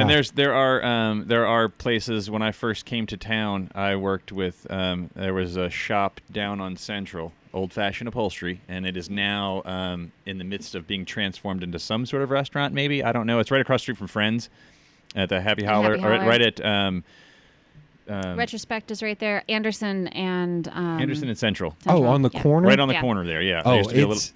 I think it's on its third version of a restaurant. yeah, well, that's what I'm saying. Yeah. Several people have bought it and sold it, and the building itself was in terrible oh shape. yeah, and it was funny because which is when- wild because they did a great job on the facade. Yeah. Amazing. Yeah. And that's one of the reasons why we hope, or actually, at one chance I had the opportunity to buy that building. Yeah. And we did not. And that was a good move because that thing was a mess. Yeah. I mean, that whole, but anyway, we first started working down there. And When we very first moved here. and that's the way that they did. At 5 o'clock, they were shut down. Yeah. And if you've ever been working on a project and had somebody just come over and say, go away and come back tomorrow, you're like, that's not how I work. I can't, I get done at a stopping point. Yeah. Move on to the next thing, whatever. And then, like you were saying, getting back into it's kind of a thing. So that was just, for me, it's a disruptive way to work. Yeah. And, another reason why I said, if we're going to be hiring people, I can't be like, you got to be here at 8 o'clock. Yeah. It's like, if you can be here between 9 and 9:30, that sounds good. Yeah. Yeah, but I think so. Hiring people has been a new experience for us. Yeah. We're figuring it out. This go around, I really wanted to focus, on all the applicants that we had. Hey, like, it's not even necessarily a flexible schedule. We have like one day where we need you here. Got to be here on Monday. And they have to be here on a Monday morning. Just help us get, kind of reset for the week. And besides that, like, you can kind of make your own schedule. Right. Or if we need you, like, we can work around if you have another job or whatever. And I think that people didn't know what to do with that. Yeah. Yeah. And like, to me, People even mentioned You're that. not setting up bumpers for them. Yeah, Right. there was a couple people that said, I don't know if I can work on a schedule like that. Yeah. Right. And I'm like, but I don't know. Everybody's different. And I always think back when we first moved here, you move here, you got to start your business again. So it's a whole big thing. Yeah. But I ended up working for a bank. I was a floating teller. So that meant I went to whatever branch that they were short people on. If there's one thing I'd like to say to everybody is please be nice to your bank tellers. That is the shittiest job anybody can ever have. I have never been screamed at more often by people who didn't. It was unbelievable. Yeah. I totally forgot where I was going with all that. I will say, With the bank. Go for it. So our son was he went to Central High School and he was in the marching band, and I think it was his freshman year, so his first year, and we were really excited about him being a band kid, very cool, and they were doing a performance just for the parents. And I was like, great. I was like, I'll be gone for like an hour. I'll leave work, run over there, watch a little thing. It's only like 10 minutes long, and then I'll come right back. Yeah. They'll be fine with that. So said, hey, I'm just going to run out for like, a little bit. I won't take a lunch, whatever. Yeah. You're going to have plenty of people here. And they said no. And I think it was the next day I quit. I was like, no. Yeah. I'm being flexible. I'm, Yeah. saying, hey, I'm willing to work late or get rid of my lunch or whatever. And yeah, so I was just like, Again, I hate to keep saying this phrase. You're working at a bank. You're Yeah. not curing cancer. Yeah. right, Like- exactly. Like, that's insane. And you're not only that, but you're getting paid $9 an hour to handle millions of dollars in cash. Oh yeah, so that was insane. So yeah, so they paid me. It was 9 something. It was not. It was less She had than to go $10 fill an the hour. ATM machine. She Oh, had to They yeah. carry had a- me in charge of the ATM. So the numbers are a little fuzzy. I want to say there was probably close to $20,000 or $30,000 in the ATM. At one point, they had me doing the vault, which meant at the branch that I finally settled at, it was one of the busier ones. I think over the holidays we had close to $1 million in Good cash Lord. that I was in charge of, and they're paying me less than $10. Every day I'd be back there counting all this money. I'm like, this is stupid. This is so Yeah, stupid. she was telling me about it. Oh, I had to go fill the ATM machine, and I just hate doing that. And I'm just like, because it was like in like across the hallway, you had to like walk out the front doors into the thing because it was a drive-through Yeah, thing. yeah. And she with a duffel bag that's got $30,000 in it. Yep.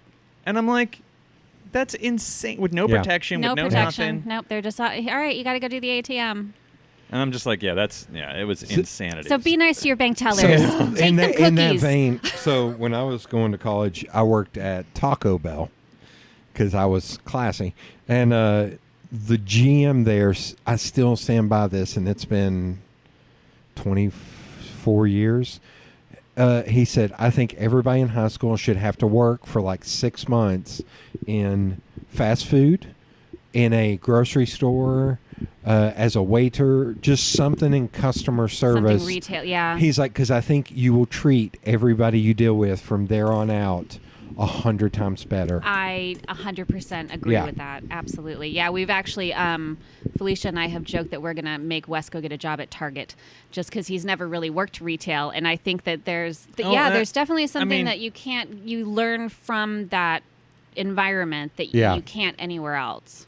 I'm trying to think. I mean, I worked as a telemarketer.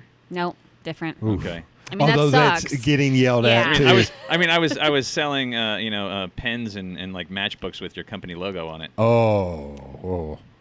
So like just different like company swag things. It's insane. Like one thing I think about is like, I think it's Home Depot. I remember when I was looking for a job, they paid a lot more, but it's almost because like you had to pass all these tests to work in there because you had to be knowledgeable about stuff. Yeah. And that made me think, I was like, nobody probably comes in there and yells at them because everybody is going in there is probably like, I don't know how to fix my toilet. Yeah, I'm going to this person. You. Yeah. Whereas Taco Bell, it's like, you didn't put enough meat on my taco and like stuff like that. Yeah. She told me this really sweet story about this old lady who came into the bank, and I kind of want to preface it. So, you got hired at the bank and you go through this big, long training and you have to pass all these courses and whatnot. And then you, graduate and they're like, okay, well, here's your first assignment. This is where you're going to go. And I was like, okay, so we had not lived here very long at all. So I didn't really know areas, whatever. So the first one that I went to was down on Magnolia. Okay. So walked in, great, I'm here to help you, okay, so work here for the day. Well, I was one of 2 white people that were working there. Yeah. And at one point, I think it was a fella, he came over and he said, oh, didn't anybody warn you about working here? And I said, warn me about what? And he goes, well, just make sure you don't go out on a walk for your lunchtime. And I said, why? Yeah. And he's like, it's just, don't you know you're in the bad part of town? I said, I had no idea. But I mean, that, out of all the branches that I worked at, that was my favorite. Oh, yeah. People were so nice there, sweet. Everybody that came in the door there, hi, sweetie, how you doing? So this little old lady came in. I don't know, she was 120, something along those lines. And she had war bonds that she was cashing. Right. Yeah, so she came in they called me baby. That's what it was. Baby. Oh, baby, how you doing today? She's, could you help me? Her bra strap had broke. And she needed help. So I helped her reattach her bra strap. I think I had a safety pin, or I don't even remember what it was at this point. But yeah, thank you, baby. And all those old women come in stinking like weed. All of them. Yeah. It's like they got to be out there in their car, taking that last little toke, and then heading into the bank. Yeah. I was talking about the one that wanted the 20s. The 20s? Yeah. The ones in her savings account. Oh, okay. I forgot about her. I thought you were talking about the bra strap lady. No. So she would come in and she would deposit money. And then she would come in and want to withdraw that money. And so she thought that us as a bank had her drawer full of her money that so she gave had specific given me. bills because she wants to save these bills, and she'd give her those bills. That's her money. Oh, my God. Yeah. Like there's a piggy bank back there that Mary's money goes into, and this one's George's money. And That's amazing. Larry, your money's not here. Your Larry's at Fred's house and Bill's house. Yeah. Oh, yeah. Yeah. So as much as I hated that job, I took a lot from it. Yeah. Yeah. I think one of the things that I took from it is that if you're having an issue with somebody, 90% of the time it's because of miscommunication. Right. And I feel like that was the one thing that I have taken like into this for sure, is that people, A, don't understand what we do, and then B, when we try to talk to them, we're talking in our language a lot of times. Right. And so that you don't necessarily understand that. So that's where the communication issue can come in. Well, and 90% of that miscommunication is Wes talking too fast. Yeah. Too fast. You need to just pull the line from, Denzel Washington says in Philadelphia, where he's like, talk to me like I'm a 7-year-old. Right. Yeah. Okay, I'm going to go through there's some things I wanted to hit. Bullet points. Do you all know Derek with Bird on the Wire Studio? What a jerk. If you ever have to work with that guy, I am telling you, you just no. I can't see him during this because I can't hug him. Yeah, Yeah. He's we've done a few projects with him, and adorable. I love that space down him there. and Matt with Pretentious Glass. Do you know Matt?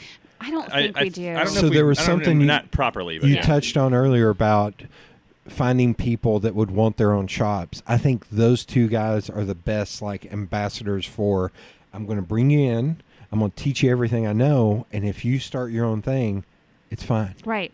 Like I they would- are the best about that. I would absolutely love to bring somebody in this shop. So that was when you were talking about Teach your them- school. I was even- thinking Yeah. Derek and Matt are Even the just, two guys. even just, like if I brought somebody in here and I taught them this craft and they learned how to do it and they went out and opened up their own upholstery shop and they were better than me, then that's fantastic. Yeah. I would love it. I would love to have Yeah. somebody come in and because that only says good about me. I don't, Yeah. and I have no. I mean, there are so few people that do this. I would love to have some competition. Yeah. Because really the only competition that we have are you have a couple of shops where someone goes, oh, this person's cheaper than you. I'm like, Yeah. okay, but they're not going to do anything better than I Yeah. am. And we've even had people come to us and go, I know that this person is cheaper than you, but I want to go with you because I know what you do. Right. I Right. know the quality that you're going to do. And or so-and-so referred me to you and I found somebody cheaper, but I'm still going to go with you anyway. And I think that's something about being a small business owner is don't sweat the petty stuff and don't pet the sweaty stuff. Yeah. Don't sweat the like. I just bid on a bigger job, and it turned out because I'm solo and I hire contract people to work with me, they just weren't comfortable with that. They're Mhm. like, no, we're going to hire a mid-size agency that has 6 employees that's going to hire 2 contractors. Yeah. Versus you hiring 4 contract. I was like, it's the same Same amount, thing, yeah. same amount of people, and it's an older company, and they're not comfortable with that. I sent it to a buddy of mine who's a business guy. He's like, this is not about you. You did a good job. Yeah. And I was like, yeah, I'm not sweating it because also they came back to me and they're like, nobody else pitched doing PR or social media strategy. Would you be willing to come in? I was like, yeah, I'm not going to be mad at you. Right. Yeah, 'cause I think, it all will even out in the end. Like, yeah. Yeah, I think that there is one of the things we got a sign up there from Stripe Light says it's more complicated than that, Oh, yeah. and it's like that's what I mean. Just everything, every aspect of everything. I mean, even there's been times where I'm like, I gotta go change that light bulb, and you go to unscrew the light bulb, but then the base breaks off, and you're like, why can't I just have one thing? Yes, You're yeah. like just one thing because everything has got to be more complicated. But I think one thing with what was I saying about small business. I hate that when you get a thought going through your mind. I know, and then you start thinking about changing the light bulb I over know. here. I was thinking about Squirrel. Squirrel. I was thinking that. Oh, there I was think that actually somebody a- cleaned through them. There's a. Cleaned them. Did they really? Yeah, someone's cleaned the light fixtures. Maybe. I think that might have been. That was That's amazing. That was Riley. That was Riley that cleaned the light fixtures. Because Yeah, but I noticed there's no last spider year webs. more than this year, Wes actually had like a battle going on with squirrels, like in the Oh, my yard. God. And Okay. so, yeah, there would be times where he's like, "Squirrel," Yeah. and then like Well, run no, out the door. because we were trying to trap them and relocate them, which I know can still be. They were eating our deck. Yeah, they were eating the So- deck. Oh. Yeah, like gnawing and, on it. Yeah, and so instead of having them teethe on my deck, I was trapping them and then running them across the river to South Knoxville and letting them go. Sorry, South Knoxville. Sorry, South Knoxville, but It's okay. I'll tell Adam at Alliance that's where all them squirrels are coming well, from. and some people will say, oh, that's you might as well just murder them, and I'm like, well, they at least have a chance this Yeah. way. Yeah. And I don't do it in the wintertime. It's only If in the the summertime. Vestal Beast doesn't get him. Yeah. Do y'all know about the Vestal Beast? No. No. It's not a real thing. Okay. But it's Oh. something It's my like friends like to Chupacabra. say. It's yeah. Chupacabra for South Knoxville, for Vestal. Wonderful. I'm gonna have to look and into my that. friends started a band called Squatters' Rights. And their first song, technically I'm in Squatters' Rights, even though I like play the jug. But the first song was Vestal Beast, about the Vestal Beastie. I would think that anyone would be able to join squatters' rights. I mean, I think you just show up on stage Yeah. with an instrument. You're like, I'm here playing. One of the other things in that vein, like the Derek and Matt and The Apprentice, do y'all know Mike Rowe, Dirty Jobs? Yes. Yeah. Have you ever seen his speech to the House Committee on... I haven't seen that, but I know a lot about what he does and standing That up dude for is the. smart. Yeah, he's... Look at that guy. What's funny is because I've been following it so long, like I think the first time he went and spoke was like 15 years ago. and he showed up full suit and tie, and he's done it like 4 times. And I saw the last time he showed up, he was in like a silk shirt, unbuttoned 3, and like jeans, because he was like, I'm tired of giving the same speech. But his thing was starting a national PR campaign for trade schools. I would love He that. was like, yeah. he was He's like, big on because that. kids nowadays, he told a story about living in New York or San Francisco and having to pay a plumber almost more than what it cost his month in rent. Sure. And he was like, it's all old dudes Right. doing plumbing. Yeah. He's like, we need to teach kids that if they just want to, kind of in the same vein as like, if you just want to work and you want to earn money, here's a way to do that. You don't have to go to college. You don't have to, you go to a trade school and you learn and you Yeah. apprentice. There was a school in Baltimore that started talking about, and you micro podcast. You've learned what is it? the way I heard the way it. I heard it. Yeah, I always call it, what's his name? Paul Harvey Paul used to Harvey. do Paul that, Harvey. but yeah, and I was glad someone has kind of, because when Paul Harvey stopped doing that, and I loved listening to that, and he has a very good transition. He's a very good kind of taking over that spot, because that can be hard to do. But wait a second, I was going with something. School in Baltimore. Oh yeah, they had. I got you on that one. So they had they had this that one. they had this trade school that this guy had started, and he's taking people that either they just got out of prison, or just these people that have had a hard time getting jobs and they need some skills, and teaching these people skills. Well, you don't pay to go there, but class starts at 8:00, and you only get so many times where you're late before they just ask you to leave. Nice. You only get so many chances. The guy said, when people graduate my school, he goes, they may not be an electrician. They're going to know some stuff about electricity. Yeah. But my graduates, what they have is they have a work ethic. Yeah. And he said, people hire my graduates not because of the skills that they know, but because of what they have in that work ethic. That means they show up on time. They have good They learn how to communicate with an employer. They learn how to set things up. If they have a doctor's appointment, don't tell the guy today. You tell him when you get the appointment. So and all of these skills that they're taught and proficient in. And the one guy was hiring people from. He goes, oh yeah, I've hired 15 or 20 people from this guy. And he goes, I don't care that they can't. He's like, I can teach you to hammer a nail. I can teach you to hang drywall. I can teach you all to do all this superfluous stuff, because I can't teach you to be a good employee. Yeah. And that's what this guy is making, is good employees. That's amazing. And so it's like, that's the skill that we don't have in our society, is teaching people how to be a good employee. Yeah. Well, and I think, do y'all know Borderland Teas? Yes, I don't know them, but I know that So company. Jenny and Bob, so she is a pastor. I swear I talk about, this should be a drinking game on this show, how often I name drop Borderland Teas. She's a pastor. He runs a t-shirt shop, print shop out in Fountain City for like 40 years. Mm-hmm. So they got together and started Borderland Teas, where they employ homeless people and give them a living wage to get them off of the streets. Yeah. Wow. And but it's funny, she's a pastor. I always have to preference, but they print the Knoxville Pride shirts, like very, progressive and all that. But it's same thing. It's like they're hiring people that are coming in there, that are working, that are learning, that are getting a job and being able to get off the streets. Yeah, because the hardest thing to, besides finding somebody that is good at a skill, which you can teach skills, you can teach people how to do things, but it's so hard to find somebody that has that ethic. One of the things that I love about my dad, I mean, he was a military guy, but he drilled that into me. He drilled that into me as like, when you go into a place, you're a product. You have to, when you walk through those doors, you want people to buy you. Yeah. When you sit down at that interview, these people are paying you. So you have to make yourself worth that money. Yeah. And so, that's why I've never been a good team player, because, you see somebody sitting down and you're just like, man, you're like, go and have a smoke break. I remember when I worked at a place and I had quit smoking, one of the hardest things I ever had to do in my life. March 31st, 1996, I was at Hammerjacks in Baltimore and threw my cigarettes in the trash at a Glenn Danzig show. Because if you're going to do it, that's when you do it. I was sitting there, I'm like, I cannot buy cigarettes and diapers. I was getting ready to have a kid. Yeah. And I was like, I can't buy cigarettes and diapers in the same thing. It's just ridiculous. And so I quit doing that. Squirrel? Uh-oh, squirrel. Man. Where'd it go? Catch it. Teaching, Walk backwards. being a good employee. Oh, yeah. So I worked at this reprographics place, and they did all kinds of, I did work in the finishing department, and so I was, doing laminating on gator board and, doing all that stuff, doing custom cutouts and stuff, and displays for trade shows and stuff before they had everything roll up.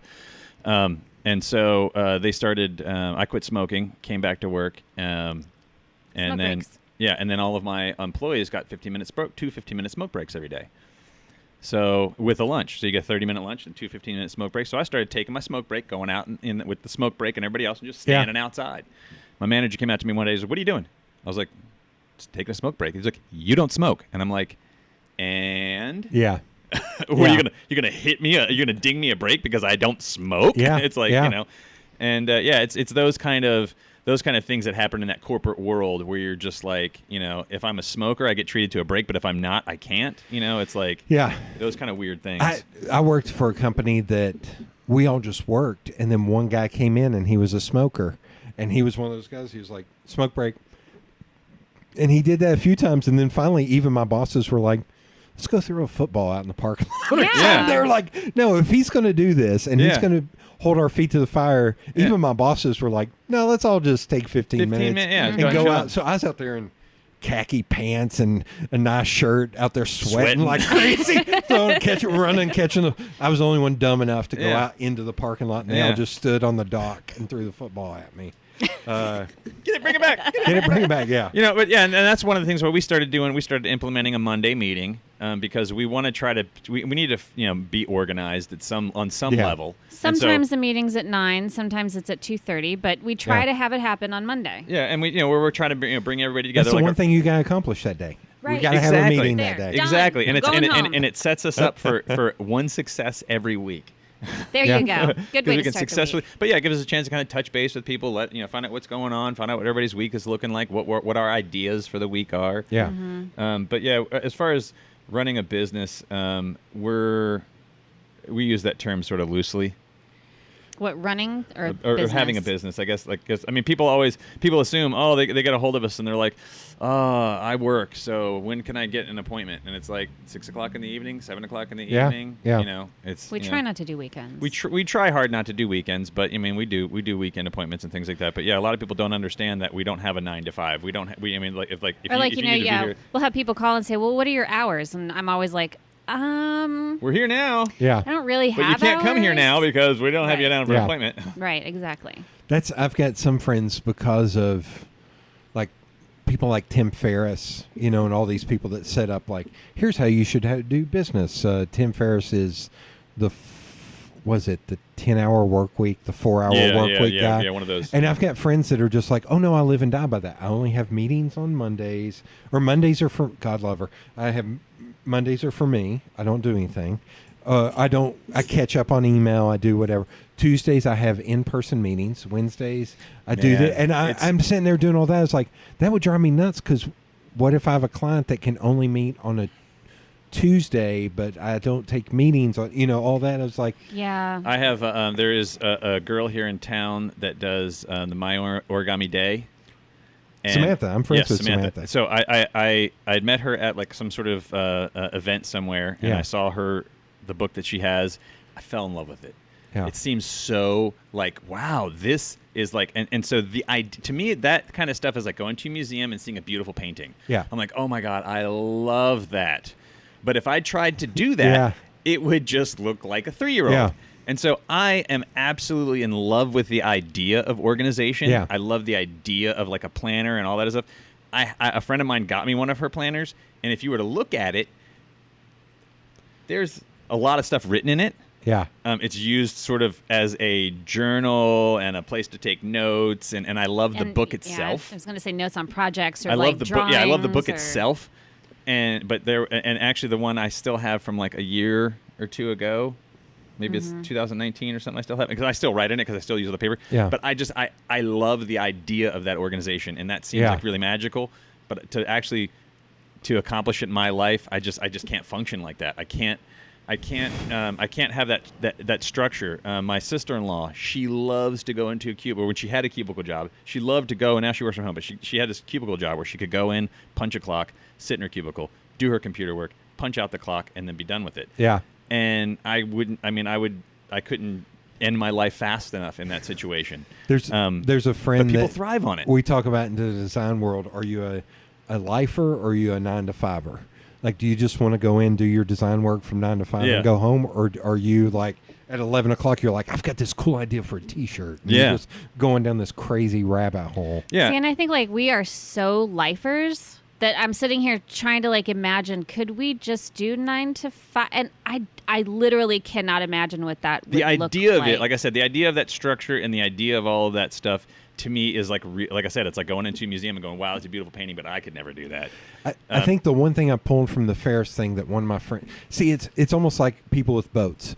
I don't need to read Tim Ferriss. I've got friends that read Tim Ferriss. Yeah, So right. So one of the things he told me that I actually stick by is, you start out in the morning. You can zone out during this part. It's about emails. It's about emails. You read your emails and answer your emails in the morning, and then you quit the application.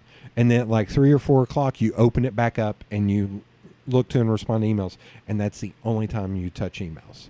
You Now- don't just let it distract you during the day. Oh, I got this email. I need to respond. No, you don't. No, Yeah, you we- don't. One of the things that We rarely do that. what was the thing we went to? It was down at the KEC about like trying to be organized or something like that. I can't remember. It was wonderful, but whoever the speaker was like, you can turn the notifications off on your phone, and I was like, oh my God, I can totally do that.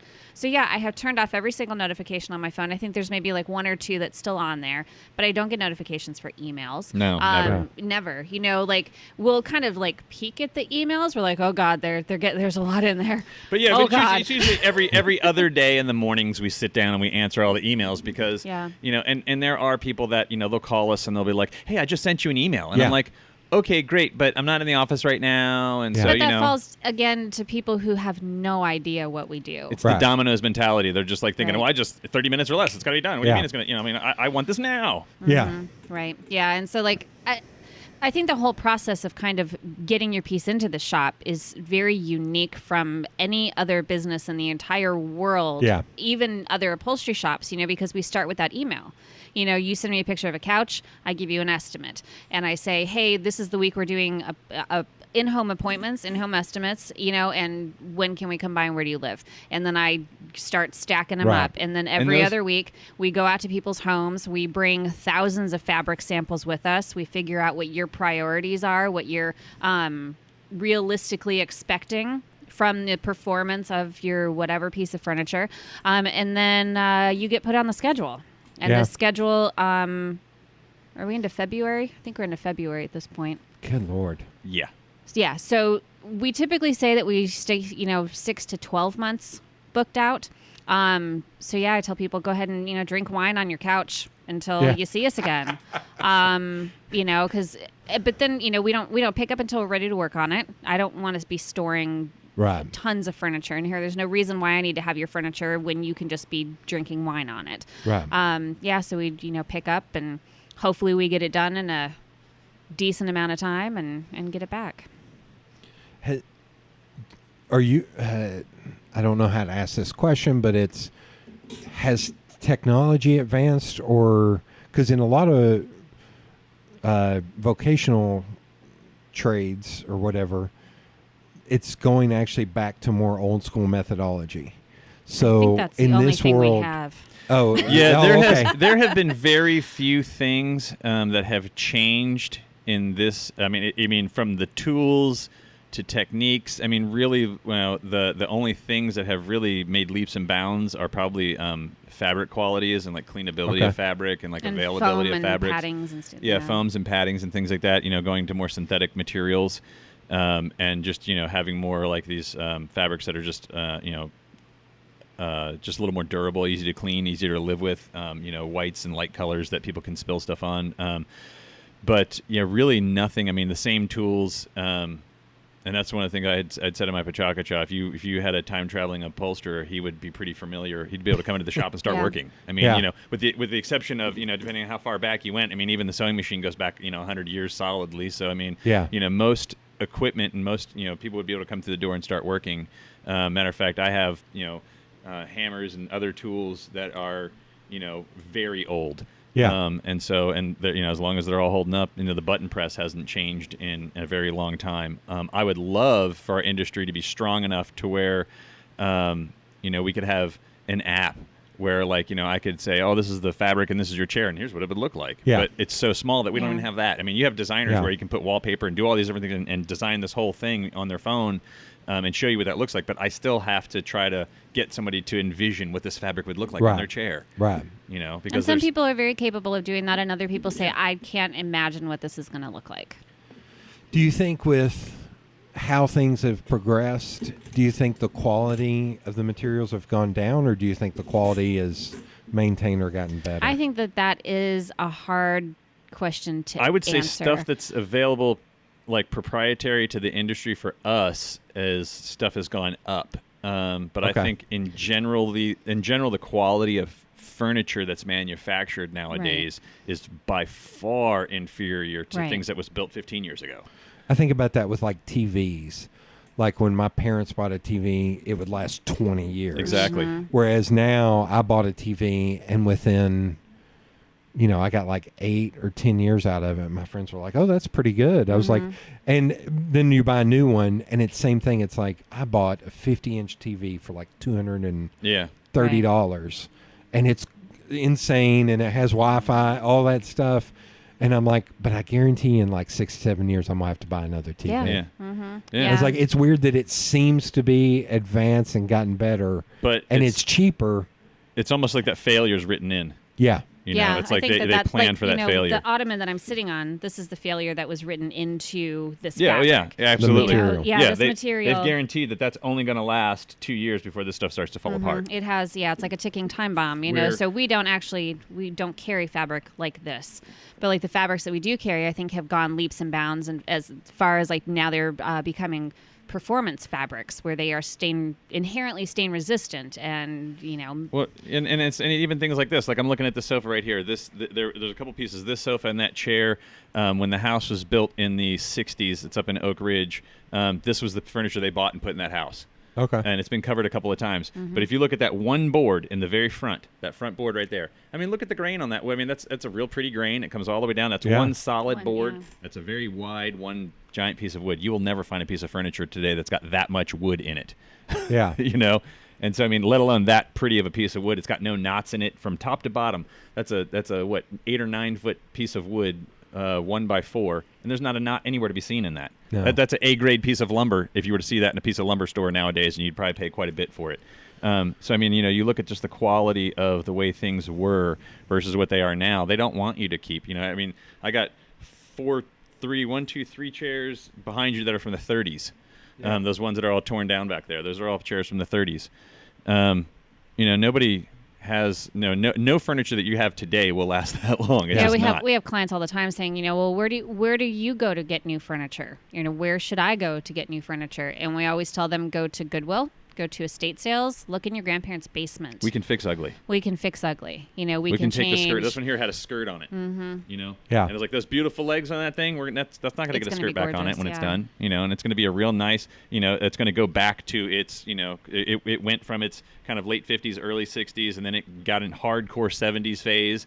Where it got the skirt and the fuzzy leaf pattern all over it. Now it's going to be going back to something a little bit more appropriate for it. It's going to be very, very Yeah. modern, contemporary when we're But done with it. it's being able to sort of have that idea and look at a piece of furniture and go, you can have it look however you want. Yeah. And it's like with the we are in a throwaway culture. You buy a sofa, Instant gratification. it's going to start peeling or breaking or whatever in 18 to 24 months, and you're expected to put it out on the curb and go get another one. Right. So it's like, how many couches do you want to buy? Buying a couch is a huge pain in the butt. It's difficult. It's hard. You had the one that fit you. Now they're all too big. Now they're all too small. So it's like, really, how many couches do you want to buy? If you can go to an estate sale or something and buy one ugly couch and have it recovered and have it be what you want it to be, Yeah. you're done. Maybe 20 years from now, you'll have to recover it. I think I grew up pretty poor, and I always think of something, he doesn't have a name, but Jack in Fight Club said, it's almost like a checklist of, I've got that covered. Or not covered, I hate to use that term. I've got that handled. I bought a coffee table. I Right. don't have to You're ever done. worry about that Yeah, again. yeah. And I think that's kind of how I live. It's like, y'all may punch me for this, but I don't think none of the furniture other than the coffee table and the 2 end tables and the TV stand are things I bought in my house. I've got 2, what are they called? The things you put what is that called? Ottoman. I have 2 of those. Yeah. One of them was when my uncle passed away, one of them was my mom's that it got reupholstered. Sure. Because it was this ugly flower. Oh, it was so bad. She still has that couch. I'm sorry, Mom. Mom will not listen to this. She knew it was ugly. She was like, you can do whatever you want. But like the couch and one of the chairs I have, all the cushion in the seat is gone. Yeah. So the couch, because I'm an idiot and I'm a dude, I'm also a single dude with no kids, so it doesn't matter. I just put old pillows underneath. Sure. We see see a that. lot of that. And At least it wasn't plywood. We've seen people No. put straight up plywood underneath there. So my dad does that. Yeah. But my cousin came in, looked at that couch, and saw those pillows. He's like, we need to get you a new damn couch. What the hell are you doing? I was like, I don't know. You just need new foam. That's all. I know. Yeah. But it was one of those things that he was Yeah. like, we can go on Facebook Marketplace. Same thing. He was Yeah. like, we can find you an old one if we need to clean the, Yeah. we'll figure it out.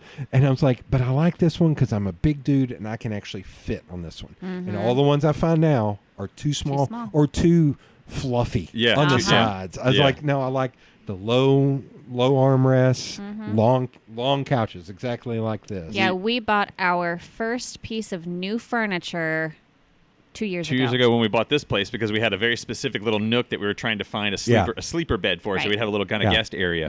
Yeah, but that but was the only piece of new furniture we have ever purchased. I've never purchased anything new. Everything Oh. has been hand-me-downs or free or The last we just replaced a 50s style sofa that I had done out of just scrap fabric because I threw it together real quick for Christmas 10 years ago. I don't know. For me, five- it was beautiful. It was a I while loved ago. it.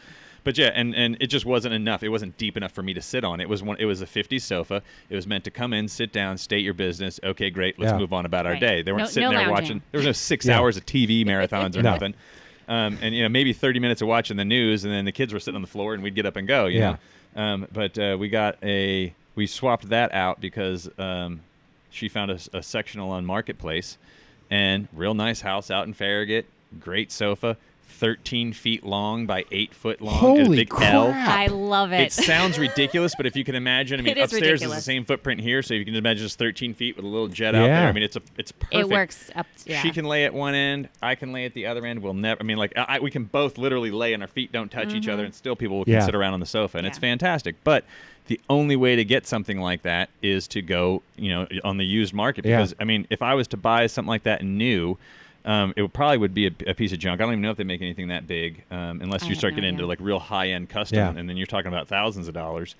Yeah, she picked that up off of Marketplace for a couple $100, and it's a great sofa. We cleaned it, and we'll probably end up recovering it. But it was in a house, and it wasn't a real nice house. It wasn't like it was abused or anything. So you can find certainly good deals, and yard sales, flea markets, Goodwills, estate sales. Yeah, we always tell people, if you find something that you like, try to lift up an end of it. If it's heavy, it's good. This Oh. one You was, know. we called this our retired couple from Florida because the chair, that was the original right there. Oh God. Oh man. That was it. We got to do a little thing over at the architecture thing last year. I think it was like the American awesome, architecture. Oh man. And then the other one, we have it still sitting up in the front window. That's finished. Oh, that's That one, and it's sitting up in the front. Mm-hmm. We have the twin of it's back over here that I need to get done. That's amazing. And so we'll be able to sell that set. But yeah, we saw that set sitting in, and it was all floral with the skirt and everything on it. We're just like, that's hideous. But as soon as you touch it, you're like, oh, that's nice underneath. Nice. You could see the hint of the shape of it. Yeah. But yeah, so there's there's certain things that we try to encourage when people ask, because it is not cheaper to reupholster something than it is to buy something new. In most cases. Yeah. Dining room chairs, typically we can get them done cheaper than it is to go out and buy new if you're getting a good quality set. Sometimes when you get into custom furniture that someone might have spent several $1,000s on, if you can go out and have an Eames chair redone, it's going to be cheaper to reupholster than it is probably to go out and buy a new one. But you certainly get into situations where people have this misconception. They're like, oh, I'm getting this used piece of furniture recovered. It's going to be cheaper. Well, if you just look around, you can see what has to happen to a piece of furniture. Right. Yeah, this one's actually not even torn all the way down yet. No, because we still have to take the springs out because this whole front's all torn up and everything. Now that piece over here, we won't have to do all that too. But there's a lot of labor, there's a lot of time, and there's a lot of effort and energy. But what you're getting back from that is this didn't go to a landfill. Yeah. You're throwing away. I can throw away a couple of couches in this trash can right here because it's just some fabric and some padding, maybe some cushions or something like that.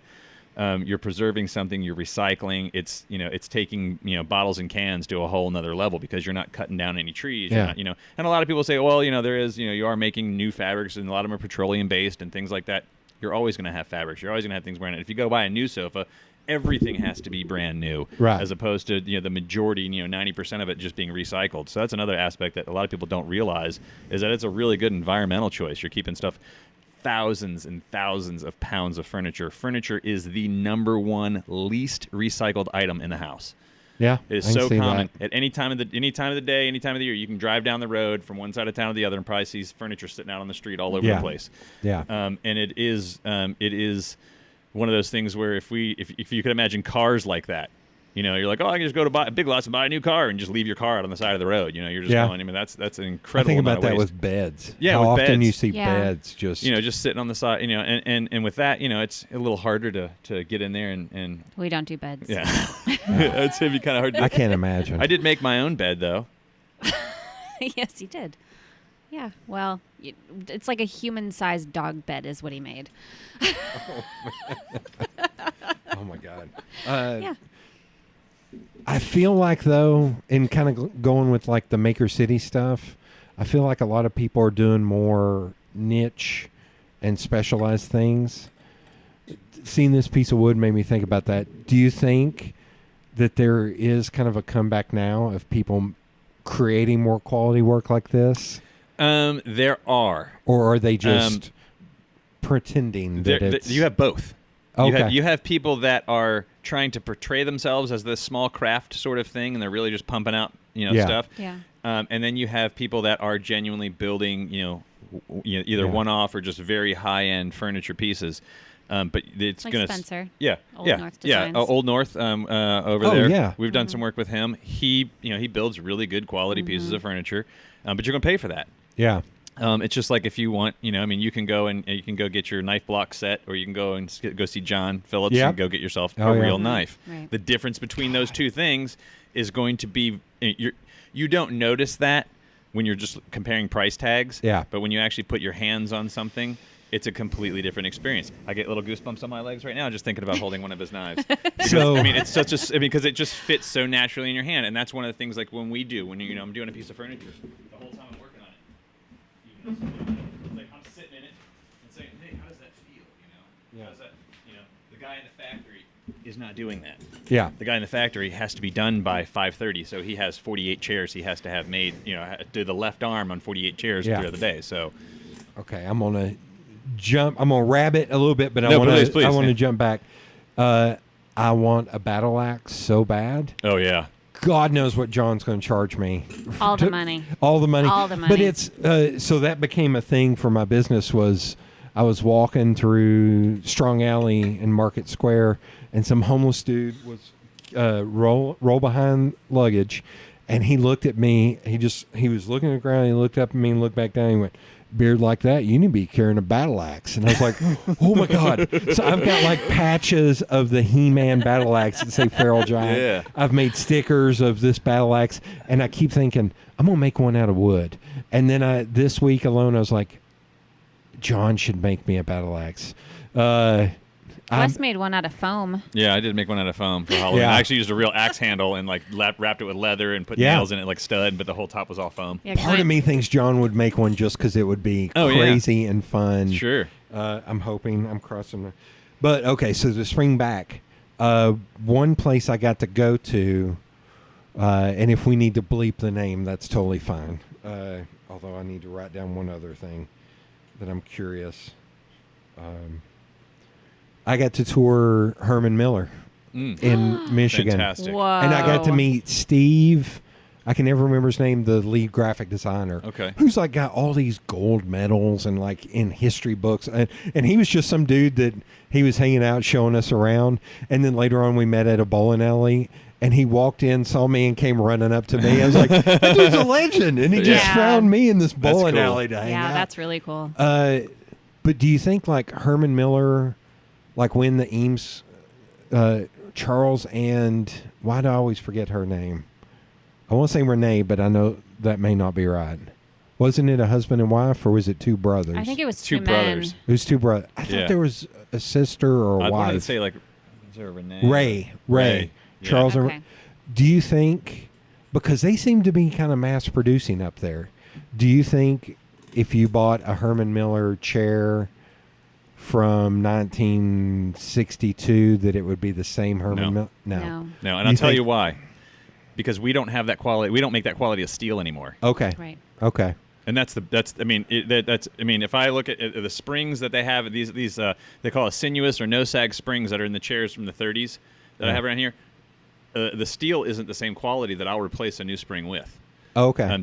The steel, and I don't know much about metallurgy or like the whole steel craft, but I know enough to know that the steel that they used to make, I don't know if it's a carbon thing or what they have done to cheapen the steel over the years, has affected everything. I mean, We get that a lot with recliners. Yeah, mechanisms of recliners becoming loose and rattling, and falling apart. Lazy Boy, I've done Lazy Boy recliners from the from the 60s that are in way better shape than a recliner that's only 5 years old. Right. Okay.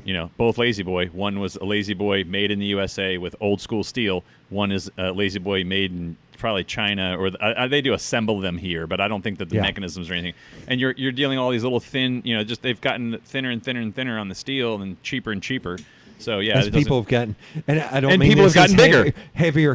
yeah. As a Yeah. 6'7" Well- dude. well, yeah. It's like I'm a bigger dude than the people that Yeah, and I mean, predated me.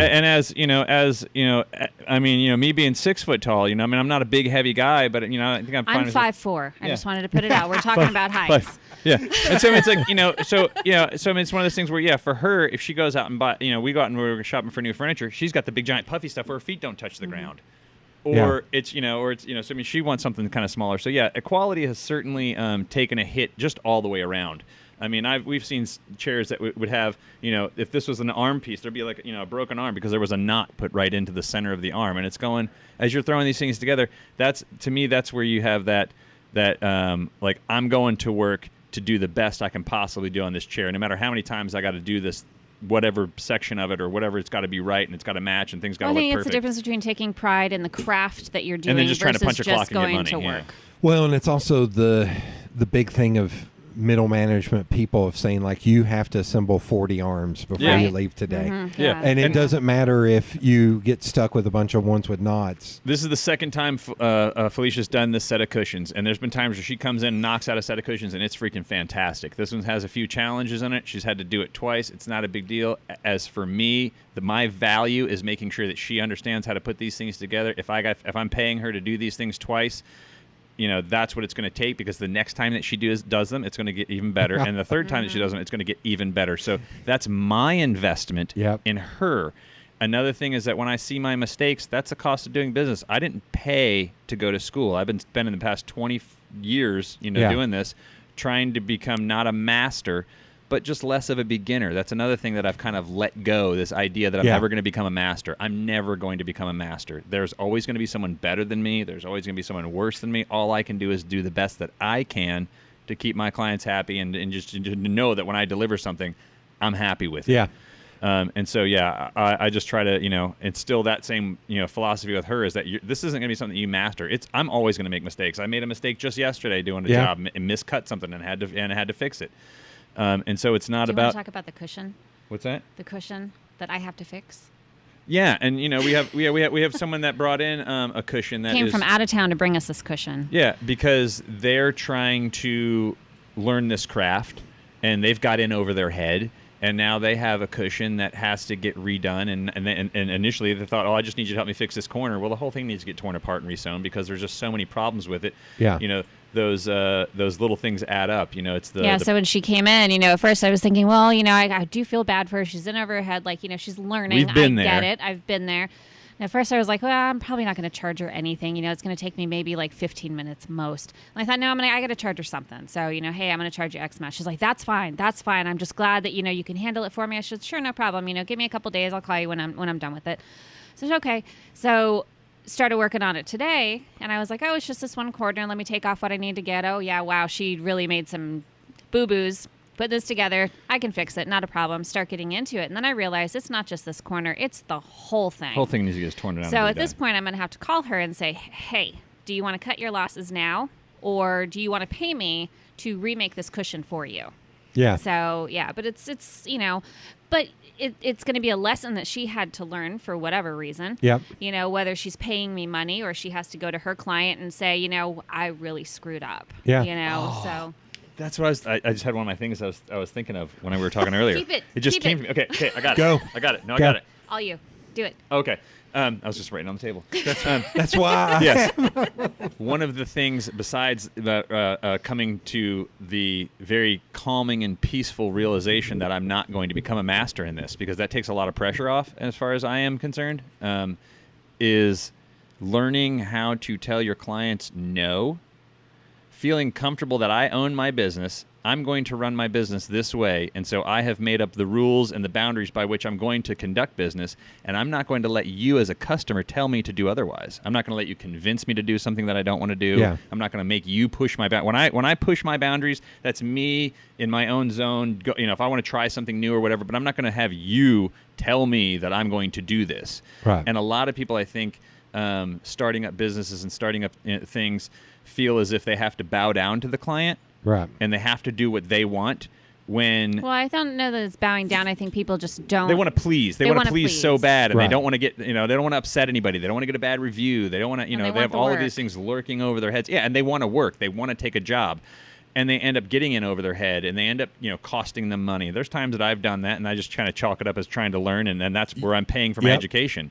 But at the same time, having that confidence to tell your clients has served me really well. No, I don't do this. But you also need that know? experience to pull from to Yes. say, this is a red flag, and I'm going to walk away because of these But reasons. there's times where I have seen that red flag, and I just march straight on towards right into it, and it's Oh, just yeah. covered my face, and I just can't get out of it, And so being able to say to yourself, no, I'm not going to do this. And then when that confronts you, because if you want to set yourself up for a challenge, say, I'm not going to do this. And then all of a sudden, all those things started flying. We went years ago and we said, we're not going to do customer supplied materials anymore.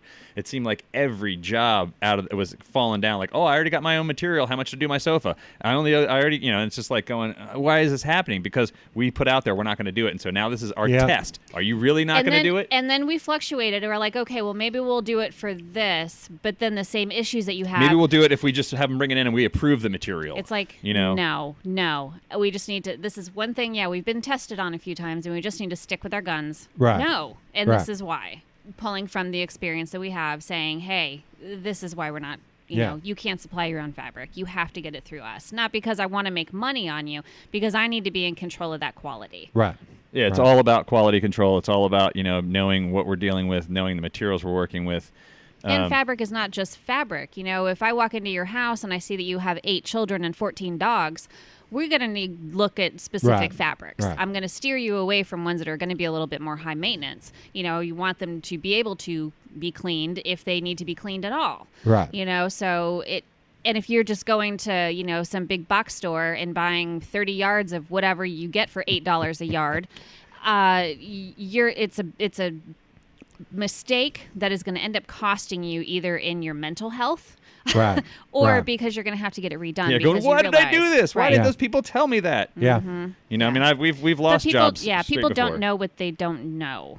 Right. And it's hard because people think, well, fabric is fabric. Like, just what is it? Yeah. And so it's hard to educate people when they think that they know, Right. when they don't know what they don't know. Yeah, when you mentioned that Herman Miller thing, it's hard to tell someone they don't know what they don't know. Right. I mean, we went to a place out in North Carolina. It's Kings Mountain, North Carolina. Yeah. And Revolution Fabrics is a place out there, and they do everything is made in the U.S. from their the yarn that's extruded. I think the only thing that's made out of state is the yarn, but it's in New York, and they do all their the yarn dyeing extrusion and everything there. Yeah. And they get the spools sent to them white, and they do all of their dyeing. Wow. They do the dyeing and the weaving, and they even go and we went into their design room. and they'll go around and purchase art from local artists. You know, they travel around specifically looking for different art and stuff like that, and then they'll buy that art from those people and the rights to that art, so that way they can turn that into fabric. And we were able to see like different like artists' images rendered into fabrics. That's crazy. And I mean, it was and watching all of that stuff happen, being on the floor, and watching the fabrics getting made. And probably one of the cleanest facilities I've ever been in my entire life as far as a factory. I mean, we walked around many acres of parking lot and just, you know, big giant buildings and big storage and shipping. I think we saw 2 or 3 cigarette butts on the ground the whole time walking this. And it was just like one of these places where they had like family, they have like a family healthcare facility there. They have daycare there. They have like, I mean, there's just one of those things where you're going, is this a real like place in the U.S. today? But they also have some of the most affordable fabrics. Right. That we have on any of our lines. And so it's one of those things that it's like, it's doable. It's doable to have a business. It's doable to take care of your employees and do things right and still offer people an affordable price on things. And I think that's something that we've tried to do, is to try to, you know, provide the people that we have employed for us a good job, still being able to try to provide a reasonable price for our service. Which I still think that, you know, it's always hard to price your work. It's hard to put when you have I mean, when you're not making pizzas, you know, it's like it's hard to put a value on that of what people are willing to pay, what your service is worth, because I mean, we all think that we're worth way more than what we, you know, I mean, there's lots of times where I'm just like, you know, I feel like I've lost money on jobs, you know, but I mean, we're doing okay. But it, you know, it ends up kind of, you know, evening out at the end. Right. But we can't have a menu and be like, oh, well, every sofa is X amount of dollars. If you have a chair, it's a lot X of people amount aren't used to that. A lot of people aren't used to that. Well, I mean, it's just because it's custom. Like everything we do is custom. I love the term simple chair or a regular chair. It's just a regular chair. Yeah. Well, if you've grown up in a house with an Eames chair as the chair that's always there, to you, that's your regular chair. Right. But if you grew up with this chair, then that's your, you know, people's idea of regular is very broad. I get that a lot with, it's just a logo. There you go. I was like, but the logo has to be applied, and you're paying me so that the logo can be applied in 50 different ways. Right. Because it's got to go on a sign. It's got to go on, a dog waste bag holder. So you got to make sure, you know, it's small. That one I was pretty proud of that. Because I took some, you know, a few ideas from some other places and threw it together. But I was very happy to come up with that because we had done lots of cards over the years, and I'm not a graphic designer by any means, but I was trying to find something that was very simple, but yet at the same time sophisticated. Yeah. And those are two kind of hard things to bring together. I think that I did an okay job. See, I'm going to say... But I want criticism. No, I come with ideas in that, like, I almost want to see that as a metal stamp that you could heat and then stamp into the wood. I've said that a friend of mine just now is getting into woodworking, but he's a photographer and a woodworker. So I'd redesigned his logo, and I was like, dude, let's get a metal version, or let's go to Clancy Stamp and get a stamp. Mm-hmm. That way, when you're you're making a wooden box for the prints, you can burn that into the metal. Something weird and different that sets you apart. That's not a sticker slapped on. And see, that's what Wes I was thinking has about been wanting labels that we can sew onto the decks of furniture for years. Woven labels that go, you know, they're like what they used to have in furniture would be like sewn. Yeah. And another thing I was thinking about was doing sort of what you were talking about with like a brand for like leather. Yeah, brand, not a stamp. But have leather, you know, and some of them are just like, you know, you just get the leather wet and it'll just like press it down into it instead of burning it. There's a few different ways of doing it, but yeah, that's be a thing. But yeah, little woven fabric tags or whatever we want to get sewn in there. I understand that about the client, because there's some clients I talk to. And I've had this discussion. I actually had this discussion like 3 hours ago, where I just tell people up front, I was like, you can't afford me, but here's what I'm going to do for you. I was like, I'm going to do this because I know it's going to pay off more in the long run. Sure. And a lot of times I tell people, I was like, let me be more creative on yours, and I'll do it for cheaper because I love what I do. My favorite clients of all time they go like, I really like this fabric. And I know a lot of stuff needs to get done to that chair, so just do it. Yeah. Just do it. Yeah. And I'm just like, oh, that's so great. Then you have the ones that, you know, they'll go, I really like this fabric and that fabric, but I can't really decide, so I need to have swatches of both of them, and then we're going to go to the beach because I want to see what they look like on a sunrise. And I also want to see what they look like when I go on my boat at 3 o'clock in the afternoon when the shadow's over my shoulder. And you're just like, oh my, and so like, they need to like go on and like they really need to, and it's not that that's a problem, it's just that, you know, that you have so many different clients, and I think that's what you were like going with, is trying to see what your client wants. Right. What their needs are, and then what their expectations, and I mean, there's a lot of things that kind of funnel down, which kind of the email has kind of really helped us weed through some of those, because a lot of people are just looking for, is it $5 or $500? Right. Yeah.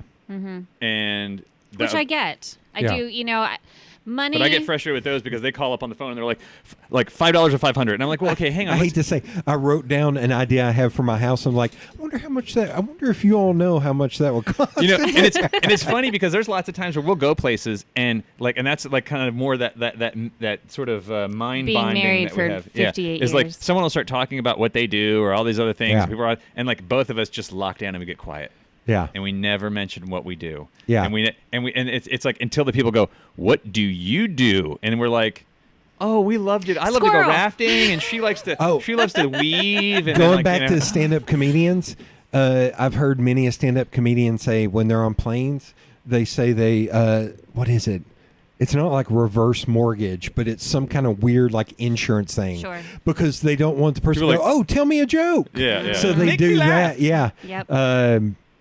No, the idea I have, and I've had this since I own my house, and not to get into that stuff, I have a very shotgunny kitchen, and there's like a breakfast nook in the corner, and every time I look at it, it's like, I want to do like almost like a Waffle House diner booth back here, to where it's Yeah. like one table in the middle and 2 booths on the side. I was like, but it'd have to have padding, because I don't want to do the hard, Oh, 'cause yeah. that would be You can find them on Facebook Marketplace. that's what I get. I actually, think it was there more of is- like, I bet you all find there stuff. I are- need to just say, hey, can I put this into the world for you? There are if some you for see sale this? right now Yeah. that used to be at the old Flats and Taps.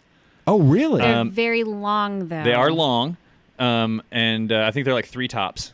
No, Oh, crap. six tops. I No, think. Yeah. 3 top. Or sorry, 6 tops. Yeah. But three seats.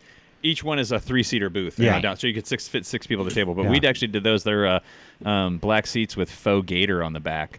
Oh, wow. That could all get changed out. But yeah, I know that when you're saying long booths, I actually know those were for sale. That's not too long ago. and I actually had a friend the other day that she does styling for TV shows, HGTV and all that. So she was over and I was like, I hate to pick your brain on this. I was like, but here's what I've always thought about doing there. And she's like, oh, that'd be really cool. I was like, cool. Let's check that off because Yeah. she approves of it. Yeah. And that's all I Done. care about. Yep. Yeah, but it's funny because there's been times where we've been to places or friends' house or parties or whatever, and we just do not mention at all what we do because the first thing that someone's going to say Yeah. is, "How much to do this?" Yeah. And Oh, it's, I have this couch. How much to do a couch? and it's funny Yeah. that you say that about the comedian because it's like, then they go, "Oh, tell me a joke," and you're like, "Okay, give me $20." Yeah. Or at least Right. $8. My joke's Yeah. worth at least $8. Well, and there's some comedians that are like, I don't tell a joke. I tell like a 10-minute long story. Yeah. Yeah. That I know we're on a plane, but I am not going to do that. but you don't want to get into it. Like, I'm not working. I'll mark out the diner booth breakfast nook thing. It's just because it's such a weird spot Oh, yeah.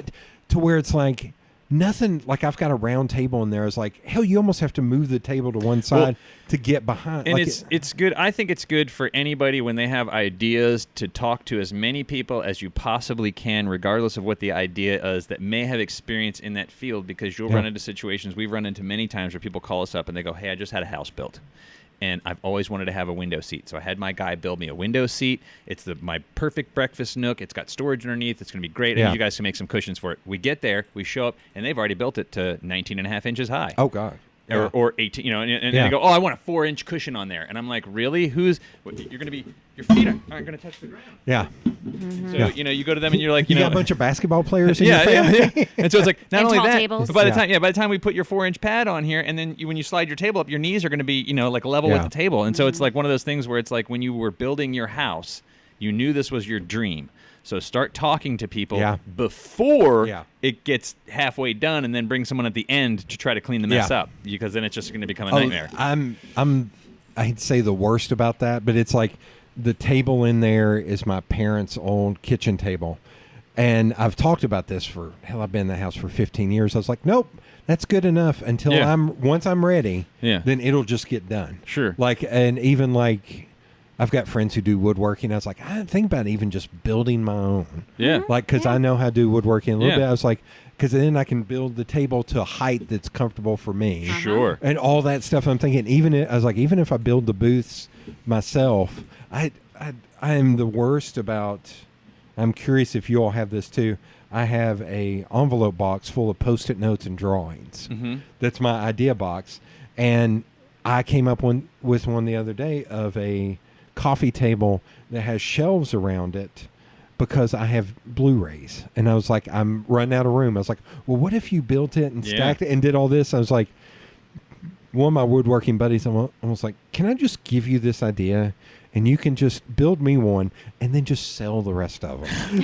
I was like, because I feel like I drew it. I knew how to draw it in a way. I was like, I feel like if you build it this way, it would be good. And it's like, if you can do LED lighting on the inside, it would be even better. I was like, I feel like this is an idea that can make you money. I was like, just, can I have one? That's all I ask. I'll pay for the materials. I'll come over and help. Yeah, I'm It's like- constantly coming up with stuff, and she goes, "Yeah, that's great. You can get to it as soon as that couch gets done." Okay. And then by the time that couch gets done, we get that chair to finish and all that. Yeah, because I mean, I would along the lines of things that I'd love to do is I'd love to be pulling pieces of furniture in here. I mean, because we have in the past. Yeah, we love rescuing furniture. Yeah, I've pulled furniture out of the garbage. I pulled some Danish modern chairs, literally out of pulled trash bags off of them and then pulled them out of the trash, and we've just refinished them and sold them online. And every time we've ever done a piece and put it up for sale, it usually goes pretty quick. And I would love to be able to do more of it, that and do more of my own stuff as opposed to doing stuff for other people. Right. And that's another part of having people come in and getting people working here with us and for us. That's another thing. So I always say people working with us. Yeah, it's been Thunder or raining fireworks? outside. It's Oh. thunder. I mean, it could totally be fireworks too. Oh no, okay. What? Yeah, no, I thought I had my truck windows up, but that was this morning I found them, and they were up last night. They were down all last night, But they're up but now. they're up now. Yeah. Okay. I went out in the yard this morning. I was like, my truck windows have been down all night. And I'll try to circle us around. Let's see. 1, 2. Leather versus. This is another thing about having your own business, is you can just put beer in the fridge. You want a beer? No, I'm Okay. good. I'm good. In an odd turn of events, I have had like 5 beers since February something. I just don't drink alone at the house. Yeah. And so I just, no alcohol, no nothing. Yeah. And it's kind of weird because I'm like, but also because I'm so big, like I've drank an entire bottle of Jack Daniels in one sitting and still been able to drive home. So I'm like, it's kind of a waste of Yeah. calories and money for I'm me. actually in the process of trying to gain weight. Yeah, Wes got Can I food. flip you off? Well, Yeah. I keep joking. I got my COVID-19. Yeah. I know. here. Well, I actually got a unplanned case of food poisoning a couple weeks Ooh. ago, and so Lost 5 pounds over one and weekend. literally Holy. in 2 days lost 5 pounds Wow. because I mean it was just bad. And then I spent the next week, I really wasn't paying attention to it. The week later, I weighed myself again and still hadn't gained the 5 pounds back. And But it I'm also like, doesn't what? help that you run up 3 also flights had- of yeah, we have- stairs yeah, we have- and We're constantly up and down stairs and up and Yeah. down stairs and up and down stairs. Yeah, so and just my metabolism, it is not easy for me to gain weight, and so shut up. Yeah, I was gonna say I look Every- at I know. sweets and I gain. I know that will change eventually. My things are starting to to age, and that will come with that. But right now I'm in that time of life where it's still hard for me to gain weight, my so that's God. what I'm trying to do. I'm gonna have to move on before I get angry. Yeah. Ditto. So that's why I had a beer. So, do you all know the folks at Mid-Mod Collective? We don't know them personally. We've been approached by them several times to do work for them. Because I was gonna say, do they do their own thing? And one of the things that we find difficult with working, especially with designers and places like that, secondhand places, is they are trying to profit as much as they can off of their furniture. Right. I'm trying to profit as much as I can off of my skills. Yeah. Those two roads do not cross. Yeah. So it's very difficult for me to be able to charge what I want to charge and for them to be able to Right. charge what they want to charge and then for them to be able to make it profitable. And so, unfortunately, we aren't able to work with a lot of businesses like that for that reason. Plus, we also have a long wait period. They want to get stuff in and out. Right. And, that's kind of how that usually goes. And that's just, we're always looking for ways to repurpose and reuse things in our everyday life that we come across. all of the scraps and things like that around here. We're constantly just saving little bits of stuff here to reuse at other times. Actually, Stripe Light, that's where it used to be Lonnie's Auto Trim. Yeah. And I need to actually get a hold of those kids because I need a Stripe Light, because all of these cardboard tubes, if you go to their place, the whole ceiling is all lined with those cardboard tubes. That's where those came from. Oh, really? Yeah. Okay. And all the ones under the table over here, when they first moved Lonnie's out of there, I had gone down there to see if there was anything that I could get, and I was looking around. There really wasn't much left down there for me, but then I saw those, and I was like, man, can I grab some of those? And the guy goes, please. He's like, Yeah, I don't know what to do with them. We're going to have to throw them away. I don't want to take them to a landfill. I don't want to burn them. So they just left them, which was good because I'm hoping I can go back there and get some more, because I was able to fill up my van with them. I think Sarah is back. She was at... yeah, she was over out west somewhere, right? Yeah, at some other school or something, but I think she's back. But yeah, so we're always trying to find places to repurpose stuff. Yeah, we actually we get a lot of cardboard tubes that our fabric is wrapped around, and so we end up with a large amount of cardboard tubes. And we actually, in February? I think so. January? I don't remember. At some point, we actually took them... Pre-pandemic. We took them down to the zoo and fed them to the elephants. Yeah, we had a whole huge... Really? Oh, it was so much fun. We got to go into the elephants, like their little enclosure, and we got to decorate it like a little elephant party. So the cardboard tubes got like stuck in the sand, and then smeared peanut butter all over them. And carrots in there. Cardboard. They just chew on it. They just chew on it, and just I mean, it's kind of like throwing a paper towel roll into a hamster cage. Mm-hmm. Really? You know? Yeah. I will say one thing. My buddy had a fire pit, and he had some of the denser cardboard tubes, not like Christmas paper wrapping, but something denser. And he started putting those in the fire pit, and it created this flame that was really cool. And I was like, you got any more of those? Let's keep doing this, man. This is fire. This is awesome. Yeah, this was the scroll without moving. See, that was the loaded tube. Yeah. Down at the elephant place. It was really cool. And then we got to go up above and watch them, like, play with them and try to figure them out. And yeah, it was very cool. Yeah, there's one grabbing one of the tubes out of the sand. Oh my God, that's crazy! I didn't know that. It's pretty wild because they would just take the one took. She was, I mean, it was a big hard fabric tube, or leather would come in, and she just picked it up with her trunk, and when she smashed it on the ground, it just collapsed like a beer can. Oh my God! And I was like, holy cow! I mean, yeah, it was amazing. And also when she came in, they had crepe paper all over the place, just like put it up. So the one female walks through the door because they have trained them with was it positive reinforcement. Yeah. So when they open the garage doors, the elephants know that there's something they want to go check out. So they've been trained to like go in. So they're just like coming through the doors. And when she walked in, there was a piece of crepe paper, just little party paper going right across the doorway. She walked in, it just as it came to her forehead, she stops.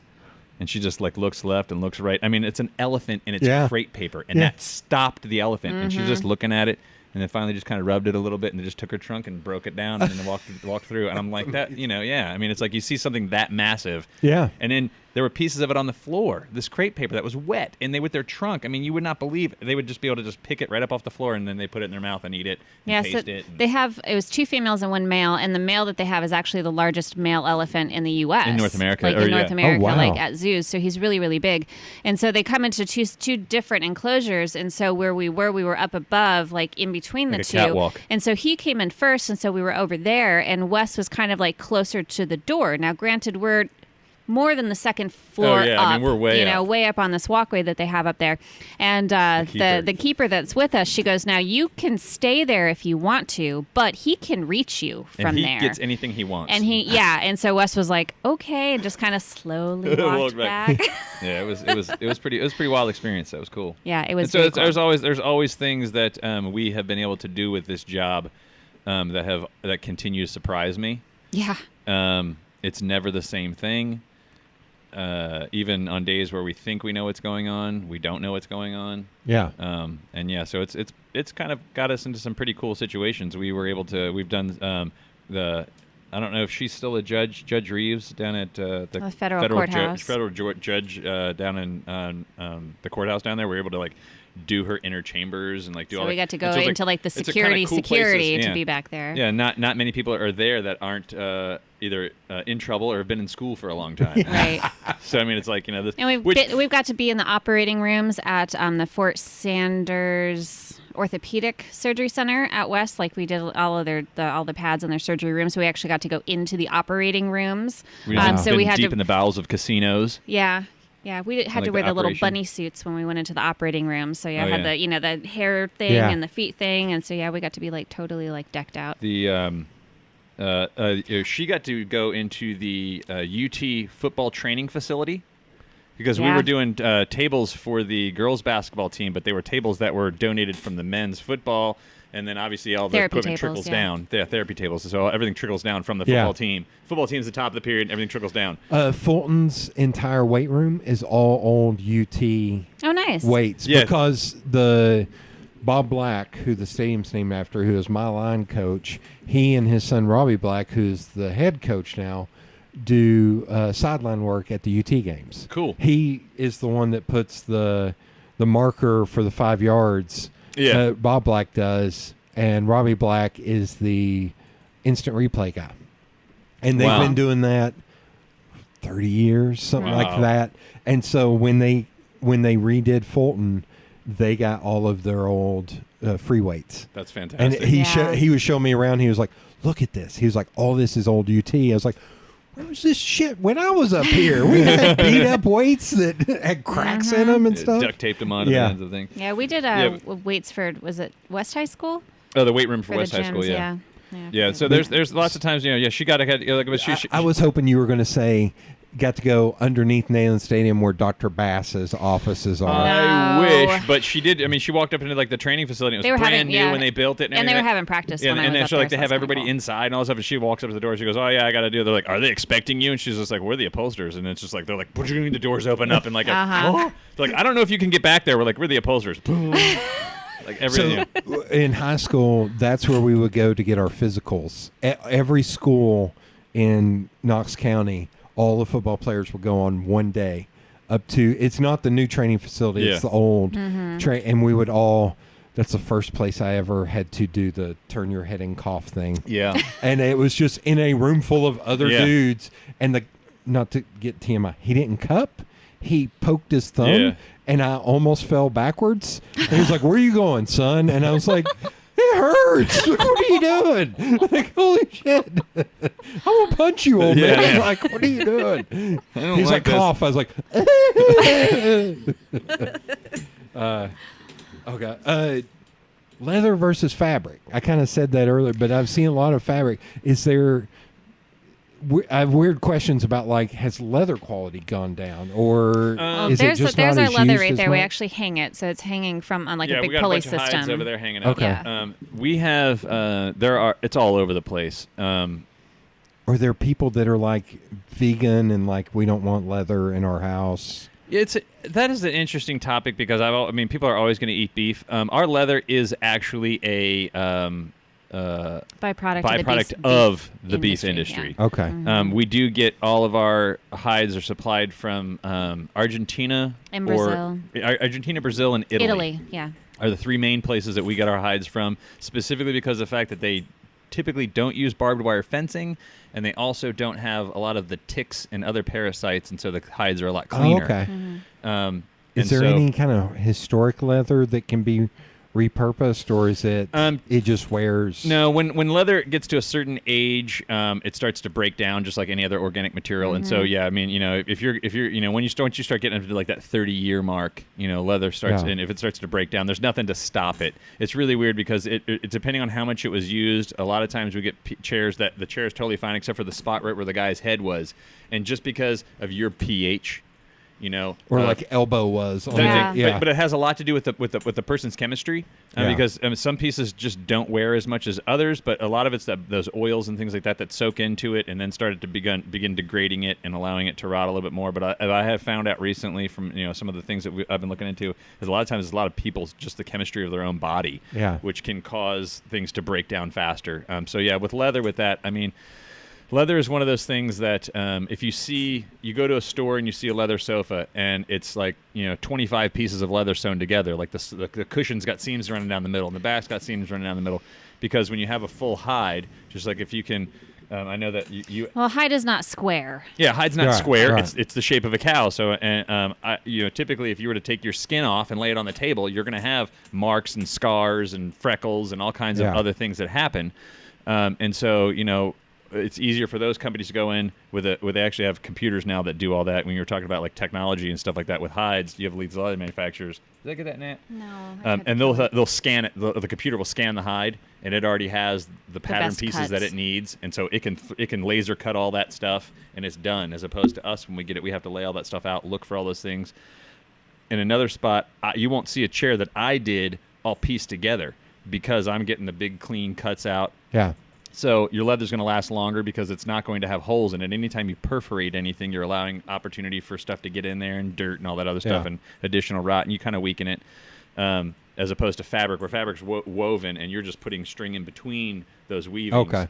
You're actually puncturing the leather and That, perforating and it. if you're spending thousands of dollars on leather, like enjoy the leather. Yeah, I'm Let's not give gonna you a piece it nice together big and have- cut yeah. of leather. You Yeah. know. Yeah. So that's one of the things that we try to do is we make our leather stuff just a little more custom, and we try to get nice big cuts and not all the seams.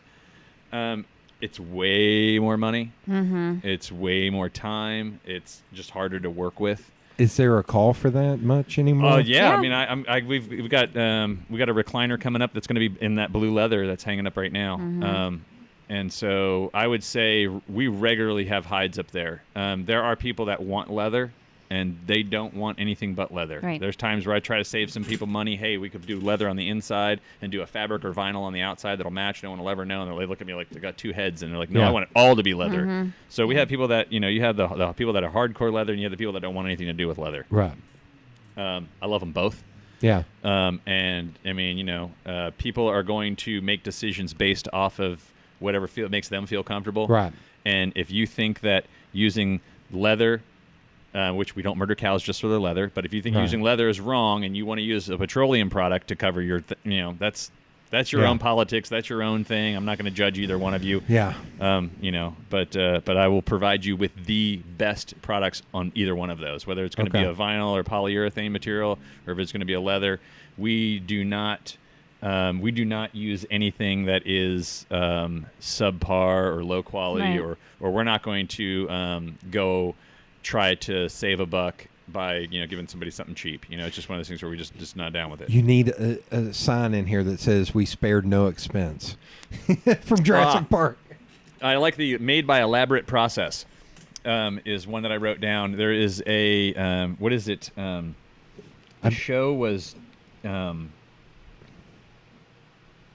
something remember. Man. It's a British guy, and I don't know. It was James Mann. James Mann, yeah. our man in Japan. Oh yeah, from Top Gear. Yes. Yeah. Mhm. Yeah. Okay. Well, I didn't know him from that. I knew him from the Man in Japan. If you've seen the Man in Yeah. Japan episodes, he's talking about he's looking through stuff and like on their pencils over there in Japan, it said made by elaborate process, and I love Yeah. that. Yeah. Because that is, I mean, it's like it's a very elaborate process that goes into it. It's not, it's even just making a button is a lot of work. It is a lot of work, and like it's not just like when things get in here. It's like the minute we walk through a client's door, the elaborate process starts. Yeah. It's like very rarely we walk into somebody's house and they say, "I know I want red," and they end up with red, and it's exactly what they started out thinking.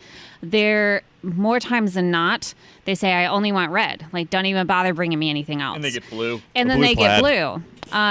We had a couple of clients not that long ago. They had a couch that the husband had been, dragging around since college or something like that. It got moved to the garage because it was in such bad shape.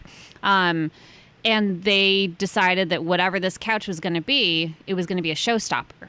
When somebody walked in the room, it was going to be all eyes on this really big couch. And we're going, okay, well, let's, we can absolutely do that. So let's, talk about colors. Like, what kind of color did you have in mind? Well, he really liked purple and she really liked gold. And I said, well, we can have both. And they went, what? Yeah, the Lakers have been doing it for 60 years. There you go. They're like, you can what? And we're like, Yeah. we can So put we- anything together. Yeah, so we ended up mixing purple and gold. We ended up calling it the peanut butter and jelly couch. But they were head over heels for this purple and gold couch. Yeah. Because it was A, a showstopper, and B, it gave both of them exactly what they wanted on this thing. So I think like going in and telling people, You don't have to have red. You can have the world. Like, Yeah. let's start with the world. What do you want the world to look Yeah. like? How do you want the world to feel? What Yeah. do you want to feel when you look at the world? You know, Yeah. and kind of starting. So, I mean, just even from the very beginning, you know, going, we send out this, it's an email that I send out before we come to your house for an appointment. And, of course, now it has all kinds of COVID updates on there. The gorilla's gone, but Yeah, so that's That that's is peanut a butter and jelly. showstopper. See, that's the size of couch I need because it's so big. Mm-hmm. that was the before. Oh, good God. Yep. But so, I mean, it just kind of goes to, I mean, yeah, we took the skirt off, and we just, you know. Yeah, that's Magic Johnson's couch. Is what Exactly. that Yeah. yeah. The gorilla was over on Towards John's house. yeah, it was what's the neighborhood though that I was trying to think Lonsdale. of? Yeah, Lonsdale. Yeah. On the side of a building, and now I was glad I got those pictures because the gorilla's gone. They painted over it. That's amazing. Yeah. So walking into somebody's house, like, I want to find out kind of what your furniture dreams are, and then we can come down from there. Yeah. And when we get You into know? it, we go all the Oh way my down God. and Yeah. and start over. Right. Yeah, exactly. So, you know, I mean, we can educate you about fabrics. You know, I can help you when it comes to design. You know, like, we had a client who we're doing, I think, 2 little chairs and an ottoman in her living room. The couch is a very neutral color. Yeah. And she had ordered this rug, and the rug was going to be all these really great colors, like fuchsias and teals Yeah. and all these really fun colors. But it wasn't there yet. And she's like, but I want to match this. And I said, well, without it being here, I can't match it. What we can do is I can send you all kinds of swatches. I like when they go, well, Yeah. here's a picture of it You right know? here. That's what it looks like. And you're like, Yeah. color Yeah, is I'm like, not a you know, thing we we- do Oh, on yeah. here. Right. We don't do exactly. color on here. Yeah. Right. Yeah. So, you know, so we kind of went back and forth, and we figured out that we probably wanted a teal or, you know, a fuchsia, and, you know, kind of picked out, I think I ended up sending her probably 8 different swatches. And I said, when you get your rug, you're going to set these on the chair, and you're going to look at it in the morning, and you're going to look at it in the afternoon, and you're going to look at it in the evening, because light is going to change the color. Yep. And then from that, you're going to figure out which one you wanted. So it wasn't even a week later, she sent me an email, and she's like, this one, absolutely, it's just perfect. And I said, okay, great. Well, she is an immune compromised, and so I didn't want to have to do another in-home appointment for her, and I didn't want her to have to come here, but she said, but I want some throw pillows for my couch, not out of this, but out of a different fabric. Can you help? And I went, okay, send me a picture of your rug again. So from the picture of the rug, Yeah. I knew the color teal that we were doing the chairs in. So now I got to come up with some other fabric that's going to work with this crazy rug Yeah. and this teal, and then it's going to sit on this kind of beigey couch. But she wanted something that had some pop. So what do? I go over to our fabric books, and I pull out the teal that I know, and we start going from there. And so I ended up sending her, I think, 6 swatches, and she picked out the one that I had hoped she was going to pick out because it's going to look amazing.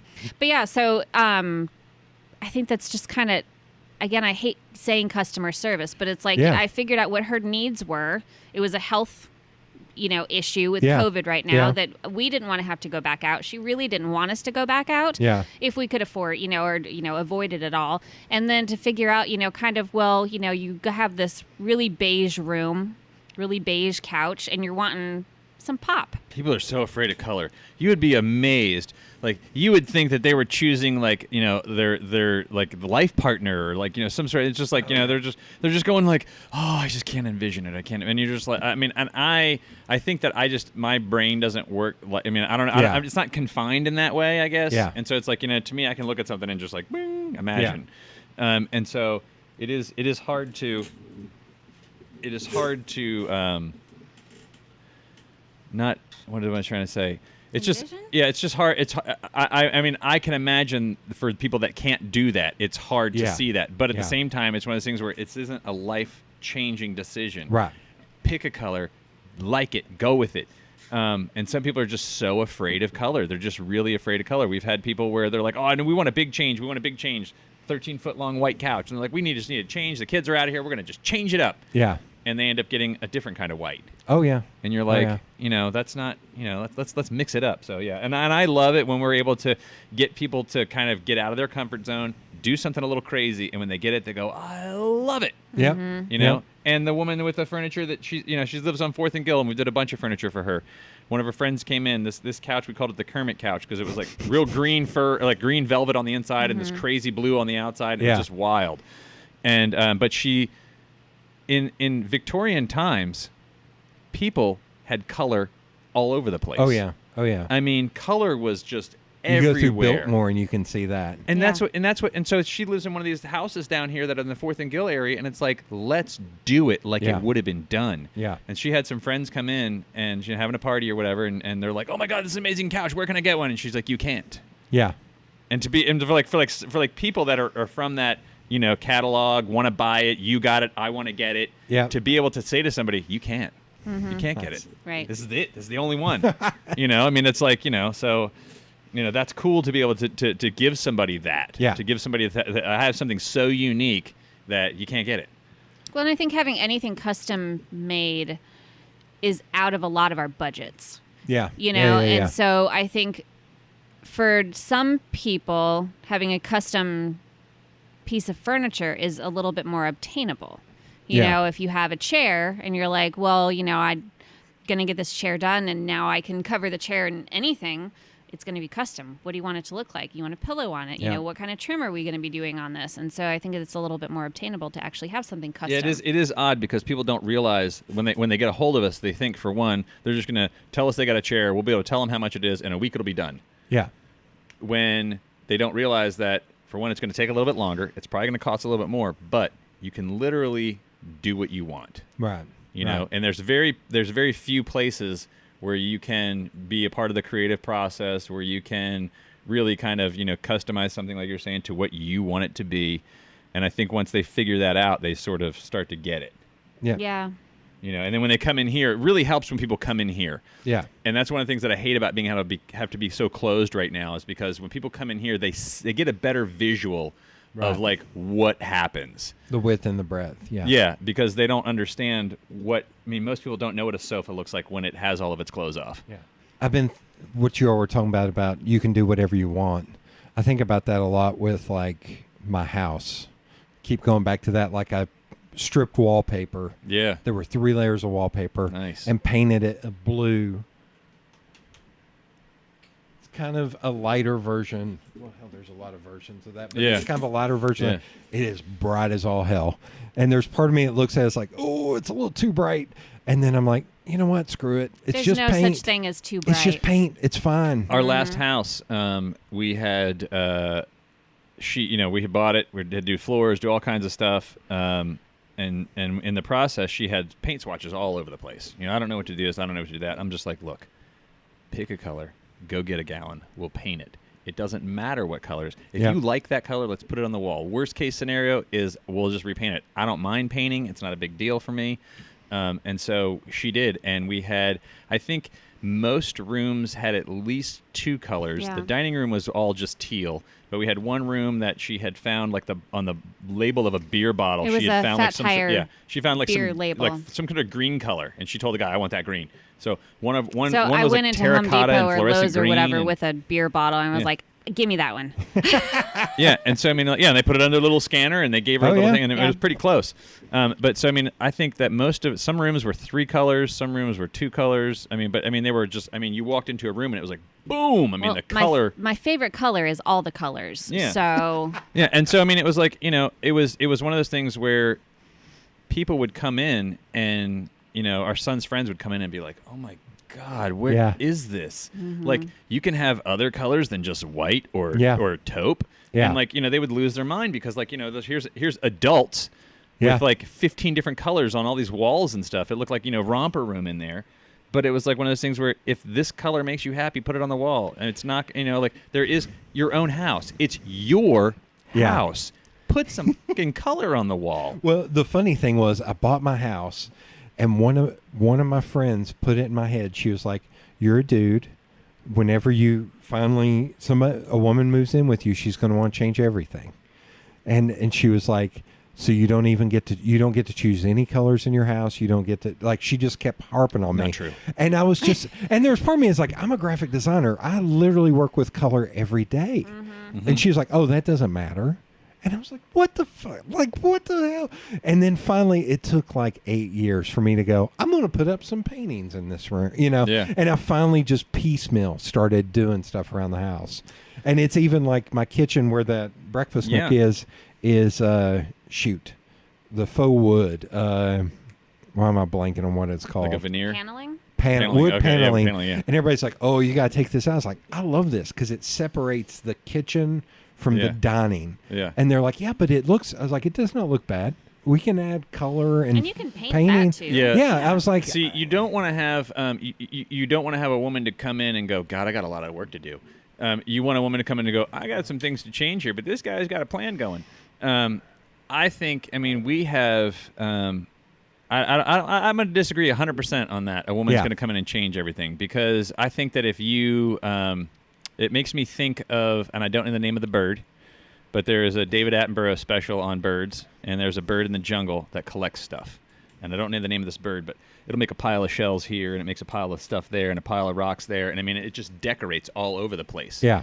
And it's one of those things where scientists go, why? Yeah. Like, this has nothing to do with survival. This Yeah. is absolutely and totally a superfluous behavior that does nothing for the bird's survival. But what it does is it attracts a female. Well, they all don't collect the same thing. Some of them Yeah. has a pile of beetles. Some of them has a pile, but they have all these piles that lead up to like the big dome. And so like if the woman's like, the female bird's like walking up, she's going to like see all this stuff and get excited. Well, they all have different stuff. Yeah. And they'll have different stuff for a reason because the different chicks are going to like different things. And so I think that if you are disguising your place as this spot where you're trying to like lure a girl in, they're Yeah. going to pick up on that. Yeah, girls As don't like to opposed be lured. Yeah, as opposed to just on the flip side, I've gotten a lot of great compliments from married couples Yeah. or women that I've brought over because it's my uncle and I built a big bookcase. Yeah. I collect old cameras. I Yeah. collect old books, so I've got all this stuff. Make your And space yours. One of my a woman I grew up with, her husband came in and said, "This is amazing." He was like, "You've got good taste." He was like, "If I was a single dude, I'd have like a Budweiser sign over there." I was like, "No, I'm not going to Yeah. have any of that." I was Yeah. like, "No, I've got a painting here. I've got this here. I've got these books." I was like, the only weird stuff is little tchotchkes on the bookcase Sure. of like, do you know the Funko Pop figures? Sure. Like I've got one that's the cigarette smoking man from X-Files and Don Draper and Ron Swanson. I was like, I've got those, and I know those are kind of Yeah, there's goofy, no- but they're also personality, Sure. like that. But yeah, the colors I picked, I didn't pick like bright colors. Yeah. I picked like there's one called like latte or something. It was just like a rich brown. Sure. I was like, it's not flat. It actually has some yellow in it and pulls out. I was like, yeah, I work in color all day. Yeah, my when I was before I was married and having places and moving and all that stuff and being a young man, my sister gave There me was a a wonderful time before you were Yeah, married? there was a few years. There's a small It was window. a brief time between middle school and the garage that I was Being working married, at. Yeah. But one of the things that she had told me is that it absolutely does not matter at all what your house looks like. Yeah. She said the only thing that matters to a woman is what your bathroom looks like. She goes, if she can come in and sit on the toilet, you're good. Oh, She'll okay. come back. She'll come back. I've got one that What I mean is like by the cleanliness. Oh, okay. If she's got a place where she can go in and she can take a shower and there's not like mildew and like your toilet's clean and she can wash it, and she said focus on your bathroom, keep your bathroom in good shape and good clean, and they will come back. And I'm telling you right now, that is some of the most solid advice. Fingernails clean, keep your fingernails clean, and keep your bathroom clean. And those are the two most solid advice. you can I get. have a bidet attachment on my There toilet. you go. See, and Like- that right there, that kicks you up a notch, because there's. I've got one friend of mine that she came over and she came out of the bathroom. She was like, we need to work on your grout. I was like, I know. But I'm also a single dude where I'm like, but the minute she said it, I was like, you know what? That's been hanging there for a long time. I need to work on my grout. Yeah. So I immediately bought like new grout and everything. And I was like, okay, whenever you come back to Knoxville, you and I are going to work on that because I'm not going to work on that by myself. Yeah, and that's just one of those things. Advice I try to share with young guys when they have a place is just it literally. If you can have a trash can pile with stuff and you can have dishes in your sink and all that Yeah. stuff, but if she can go to the bathroom and feel comfortable, you've got Yeah. yourself. You got a repeat customer. Oh my God. This has turned into a dating podcast. Well, I mean, it's been on a lot of subjects. Yeah. We don't like to limit ourselves to one thing. Like I said, in this place, we never know where we're going to end up. Okay, I'll do 3 more things and then I swear something I was going to piggyback on that y'all were saying was being a small business, it's also good to position yourself as an expert. Like when they come to you and you're talking about adding color and stuff, Mm-hmm. you're like, you positioning yourself to going, I've been doing this a long time. I know what I'm doing. You hired me for a reason. Mm-hmm. So here's my advice to you. Take it with what you want. Yeah. But you're paying me not only for me to produce something, but you're also paying me for my expertise. Right.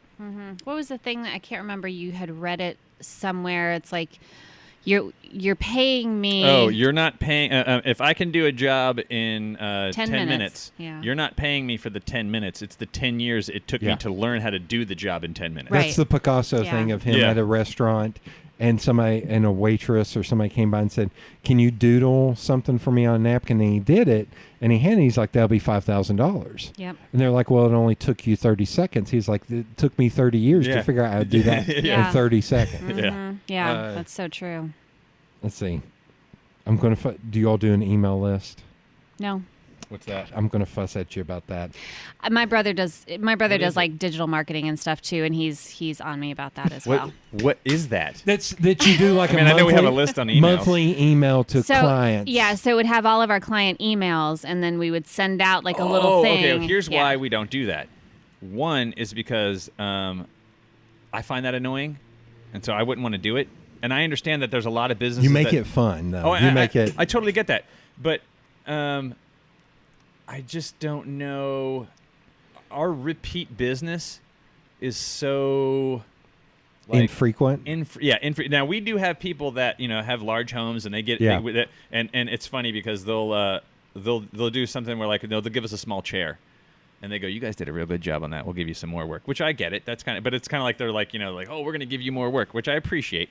But it's like, they kind of give us like this little audition sort of thing with one little piece. And so, and then we end up doing their entire yeah, house. we end up doing their entire house. But that kind of thing is so infrequent as far as repeat business. I mean, it's different when you're having like when you have a restaurant or where you have some sort of thing like that. It's kind of like we get a guy that calls me, and I finally call. I told him, I was like, dude, he would call us, and he goes, hey, I sell Zipper for whatever, blah blah blah, and I can give you a good deal on Zipper. And I'm like, look, man, I'm going through 3 spools of Zipper a year. Yeah. I'm not a factory. You're really just spinning your wheels calling me. I'm not going to be able to be. I'm not going to. And he called again, and I told him, look, man, I don't need your Zipper. If I'm going to use your Zipper, I will call you. If I need Zipper, I will let you know. But I have always felt that. I don't like to sell. And I tell people all the time, I'm not a salesman, I'm an upholsterer. And I'm not here to sell you anything. And so I think that kind of falls back with the fact that I just don't want to keep pushing myself out there. I think maybe that's wrong. I'm going to say it's wrong. Okay, that's fine. That's what makes me. I'm not a marketer. I'm not that. Because there are 2 reasons. It's because the algorithms on social media have started getting choked out so much, and there's actually a lot of businesses that are leaving Facebook because of how they do business. I've heard of Yeah. that. Yeah. So there's a digital marketing person that said this like 2 or 3 years ago and said, if all of your marketing is on social media, if social media went away tomorrow and you don't know what you're doing with your marketing, you're screwed. And it was at that time, email was starting to make a comeback, and it wasn't like, I'm going to flip it around to show you it's not that way. You're not saying to them every month, hey, do you want us to do something for you? You don't do it that way. They can even delete your email every month. It doesn't matter. It's 9 months down the line where their sister is moving. They're like, wait, oh yeah, I get their email every month, and they're reminded. It's like a latent reminder as opposed to social media to where you can get lost in the algorithm Gotcha. and getting forgotten about. Yeah. So that's what it is. It's not being overly salesy. It's just a solid reminder every month. See, and I think we have a problem, an issue, a challenge with that because we don't sell. Yeah. Like we can go to a client's house, perfect example, and spend 2 hours, talking about this project and that project and that project and that project. And then at the end of it, they go, I'm not so sure. And we go, that's fine. Let us know if you have any questions. However, we did stop that by making sure that we have addressed our in-home estimates to be 1 hour, an hour long, and then anything after the hour then starts the time for charging. Right. Yeah. Yeah. So which really helps people narrow down their chit chat. yeah. Although I'm a chit chatter. A good portion of our business is chit chat. Right. Yeah. When we go into people's homes, we get a lot of, we're in their comfort zone. We're in their Right. bubble. We get a lot of information that I'm sure they were not planning on giving us. Right. But we're in their home, and so we're just brought into the conversation, and we're Right. whatever's happening with their husband or their aunt or whatever is happening, it's we're now in the mix, and we're Yeah. part of the family, and they've already spilled out so many beans. I'm just like, Sometimes I want to charge for like a therapy session. Yeah. So this is the couch we're working on. Why don't you go ahead and lie on the couch? Right. Exactly, Mhm. right. Yeah. Let me go ahead and take some notes. But yeah, it's a very I think it's because it's sometimes it ends up being so personal with us that I don't even really consider that electronic section of it. Yeah, and I think that just But you're it's trying to absolutely make it interesting. You're absolutely right. You also have to make it interesting. if You can't soci- make it yeah. sales based. If Right. social media vaporized, I don't know where we would be. I think we'd be fine because of Google. Oh, yeah. Like we get the majority of our new clients on Google because if you Google like upholstery Knoxville, we're one of 2 shops that come up. yeah, Yeah. not many are going to come up. Right. And Squirrel? nope, I just Okay. stopped. Okay. Okay. Okay, I'll end on a funny story about from growing up, but you did tease earlier cushion season. So there's a cushion season? Yeah. Well, there's the funny thing is that people at the beginning of nice weather, people start pulling out their outdoor cushions or taking off their And wanting to covers sit outside. and realizing that, oh my gosh, I need to get this redone, or this Or is a falling squirrel apart, ate or a it. squirrel ate it, or all that other kind of things. And so then they start calling us to do this, and the first couple of ones get on the schedule, and then the next couple of ones don't understand why it's going to take so long just to get a couple cushions done. Yeah. And so, one of the things that we like to try to, especially if we go to someone's house, we'll even, if I see outdoor furniture, be like, hey, if you ever need those, get those done, let us know in the wintertime. Because that's the time when you get your boat work done, is not during the summertime. It's Yeah. during the wintertime. We don't work on boats. When we don't work on boats. But I mean, Yeah. but your Yeah. cushions, I was just saying that for, I know. but anyway, yeah, for cushions, it's like you don't want to get, you don't want to get your snow tires put on before, like in December. You want to Right. have them put on before it starts snowing. Right. And so that's the same thing with this is that, we'll get a lot of calls and, we try to get them. And now we've been able to have an employee and we can get some of that stuff in here a little bit sooner than we would have. But yeah, there's times a year where we have, cushion season, and then dining room chair season is right around October when people start trying to put stuff together for November and the holidays and stuff. We'll get a lot Okay. of calls for that. We'll start getting calls for Christmas stuff probably sometime in November. Well, I have to have it. No, we're having Christmas at our house. Like, no. You missed that boat back Sorry. in July. Yeah. I could get you in next Christmas. Yeah, we'll have it Yeah. done for next Christmas, no problem. But yeah. I mean, when our year is we're already into, our scheduling is into next year. So that's one of those things that people are surprised by. I think Yeah. when they call us up and they just think that it's going to be. That's more the instant gratification kind of thing. That people think that they'll just call it up and get in it. And, there's we're talking about quality, and when you there are some places in town that will sell you a whole living room set and you get a free TV, and I'm like, you buy the TV and you're getting a free living room set. Yeah. And there's these stores that will no payments until January of 3030, and you're like, wait a minute, that's 1,000 years from now. Yeah. I don't have to pay for my furniture. That's great. And you're just and there's your furniture isn't going to last by the time you're still making payments on Yeah. furniture you've probably Right. thrown away. Yeah. So That's the beer talking. That's not the squirrel. I'm just no, kidding. no. So, I was remembering that though from earlier on when I forgot. do you all geek out over seeing things? I love furniture. Yes. Okay. Absolutely. Yeah. Oh, I'm gonna leave that out so I don't squirrel and forget my point. There you go. So I'm pretty mellow, pretty even keeled. I'm just kind of not No, easily I was smiling. not easily excited. You're right. But when we got to go out to North Carolina and go through those mills that we got to go through, my hands were in the air and I was giddy and Yeah. I was like, "Oh my God, this is amazing!" And then at one point I was walking with somebody else and I said, is everybody as excited to be here as we are?"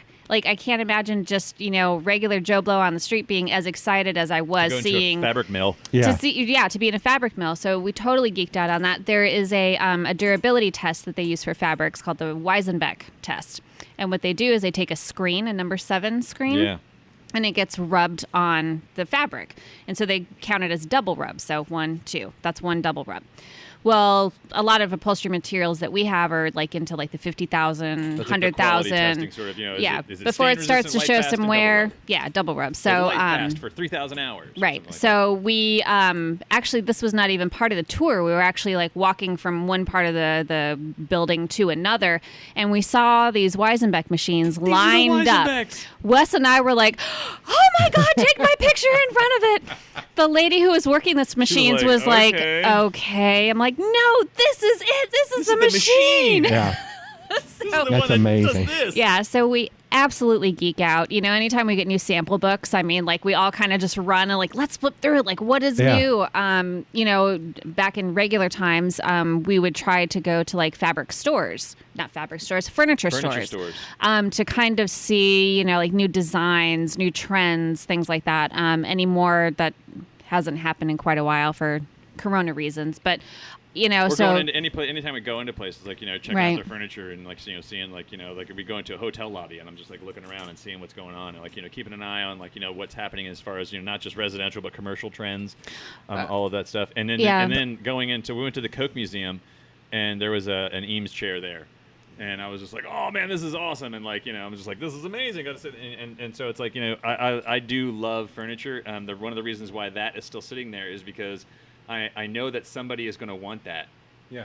If not to use for a chair, it's mechanical joinery and all the joints and all of that stuff. I can't throw that away. I have the hardest time in the world throwing that away, even though it was you know, I really just wanted it for its base. But I just see the things in it's just a contraption. And well, we will hit pause on the TV if we see an interesting piece of furniture in the background. Oh yeah, like we're watching So, like yeah. shows and stuff, and like especially like historical fiction or you know, anything like that. You see Mad something Men old. must have drove y'all nuts. We never watched it. Did you not? I didn't get into that show, but there are a lot of similar like that where, you know, we'll see something and we just hit pause just to see like what's going on with this chair or, you know. It's Or if crazy something's to done see. poorly. Like, it's kind of crazy to see like in the kitchen with all the yellows and the bright colors, and then you go into the office and it's all like rich mahogany and all the dark low See, that chairs. your and kitchen s- was bright yellow. Is that My bright kitchen was butter bright yellow? Yeah.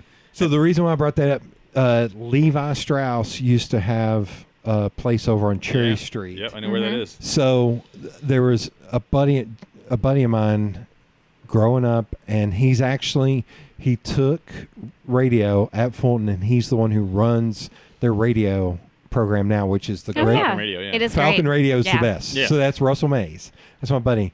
But I think it was his grandfather's car that he gave Russell when we were in high school, and I hate to use an outdated term, which I always refer to as a chick magnet, Sure. was a blue Pinto, and all the Was it a wagon or hatchback?